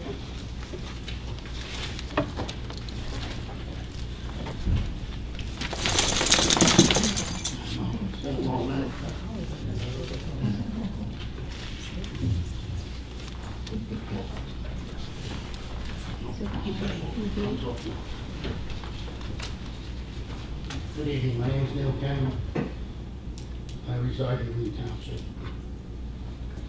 And normally, I throw some comic relief into these meetings. I don't think that's the case tonight. I always don't know how to pronounce your name. It's Poff? Poff. Okay. A+ on the, I like the charts and the color. You gotta put them out so we have to collect, because it's really well done. And I don't envy the position of having to Deal with us? no, no. Having the responsibility, leave it, having the responsibility to serve the county the way it has to be served, and then everybody want it for free. And maybe we can bring AOC up here and everything will be for free. I'm socialist. I have a question. Can an individual yield time to another speaker? Typically, we want everyone to have 5 minutes. Otherwise, we're going to be here for hours with everyone yielding. So it's set up so that every person has an opportunity to speak. And if you'd like to come up and speak for an hour or a half hour, we can set that up, placing you on the agenda. Well, what I'm getting at, so like Mr. Getla had some points that were, I thought, good points to be made, and he had some numbers, and he corrected the numbers. But he gets his 5 minutes, and it's like, well, what happened? You know, like we don't get to see the second act. And maybe somebody could yield their 5 minutes. That was my thought. I came up here hoping to see the budget. I'm going to try to stay under 5 minutes. Really good. But man, before you even got to the budget, it was interesting, this whole thing of, I just want to address a few things. The sheriff situation. My first question is, where's the sheriff? Is he running for office or is he running out of town? If you were giving him $4 million a year and he wasn't using it where it should have been used, then where is it being used? You know, it's the old follow the money routine. So I don't know what's that. Are we really going to leave a portion of, Ms. Fantasia said they just close the floor and not have to do rehabilitation on it? So are we really going to leave a portion of a facility to just collect spiderwebs and further slide into disrepair because the things are on top of it? It doesn't work. So let the third floor go so it collapsed to the second floor. I don't know. There are two different views of what is actually going on here. There's the correction officers and what they're saying, and then there's the board kind of saying, no, that's not going to happen. Somebody's telling these guys they're SOL. Somebody's telling me, you're not up the creek without a paddle, you're up the creek without a canoe. Okay? So they're facing a situation which I can appreciate. And you're telling them that that's not the case. The person who should be here with his nappy little white shirt, his gold buttons, is the sheriff. And I resent the fact that he is not here. And if he wants to come to visit me at my house, come on down, we'll have a chat. You know, I don't, to me, he seems like a tyrant. I'm sorry, whether you like him or you don't like him. And then really, this is the thing that really talks my jibs. Inmates who are tax takers are getting better consideration than the taxpayers. And I said this once before. So I'm just turned 70. Good for me. Maybe when I'm 75 and I'm not feeling so well, I'm going to go commit a crime, say, oh no, make the bail $1 million, whatever it is, so I can get medical service, food, housing, and clothing, and just let my property go. Because that's the way we're going. It just seems to me ridiculous. And this board of people that know me, I am a little draconian. I separate me from Chafe real quickly. Thank you. I just want to hit these few points real quick. Sylvia Patello talked about the vape shops. You know what? Why not make all the drugs for free? Because it's always the path to get the young people. So the government says, well, marijuana is going to be legal, but you got to be 21. Well, when alcohol, I had to be 18. I got it when I was 12 with no problem. And I think that's going to be the same thing with any drugs they legalize. There's a bit of a joke. We talk about fighting opioids. You brought that question up, and it's going to be this big lawsuit. But yet they want to legalize weed, which is a gateway drug, and it does have neurological effect on minors that is beyond that. And the THC content is off. It's not the pot I smoked. There are slippery slopes that we go down. In '73, Roe v. Wade had certain intentions to women's rights, yada, yada, yada. Now Roe v. Wade has slipped down to infanticide. There's a moral depravity with that. And with all due respect to these lawsuits about, and I will finish with this, about, that's your paper, about class actions or these lawsuits. The only people who make the money are lawyers. I'm sorry. And if you think that's BS, go look at the Agent Orange settlement, because I'm a veteran. I have enough Agent Orange in me to defoliate my goddamn property, excuse my friends, defoliate my property, and there ain't no money for me. And there ain't no money for anybody else. So the lawsuits are frivolous, and it's a circular game. If you just, I could go on, but the whole drug thing is an absolute travesty. And my son-in-law happens to be one of the main lawyers in Nevada. So all I'm telling you, I've had these conversations. If you only need 20 pills, why are you manufacturing 1,000 of them? You know where the other 980 are going. I wish I had more time. I don't. If I made the time, I'm good. Thank you. Thank you. Anyone else wish to address the board? Come on, come on. Yeah. Okay, seeing none, motion to close the session. Motion. Second. All in favor? Aye. Public session is closed. Yeah, I didn't even get to the McGuire thing. There's another one. Wait till the environmental impact hits that one. Woo-hoo! Okay. Reminders, all meeting dates and times are posted on the website. Executive session, resolution to executive session. Whereas the subject matter about to be discussed may be excluded from the public portion of the meeting by resolution, the Board has chosen freeholders as an exception to the Open Public Meetings Act pursuant to NJSA 10:4-12 (b) and (n). And whereas it appears necessary for the Board of chosen freeholders to discuss such matters in executive session. Now therefore be it resolved that the Board of Chosen Freeholders of the County of Sussex, in accordance with the provisions of NJSA 10:4-12 and NJSA 10:4-13, that the Board at this time enter into an executive session from which the public shall be excluded, and be it further resolved that the general nature of the subjects to be discussed relates to the following items authorized by NJSA 10:4-12 as designated below. Matters relating to litigation, negotiations, and the attorney-client privilege. Subject, update on Mountain Creek in the matter of the guardianship of SD. Be it further resolved that the deliberations conducted in closed session may be disclosed to the public upon the determination of the Sussex County Board of Chosen Freeholders or provided by law that the public will no longer be served by such confidentiality. And be it further resolved that upon completion of the business for which the board has entered into executive session, the board shall reconvene and resume its meeting open to the public. Be it further resolved that the board expects, not, to take formal action after returning from executive session except to adjourn the regular meeting. We have a motion to adopt executive session resolution. Motion enter, okay. Second. All in favor? Aye.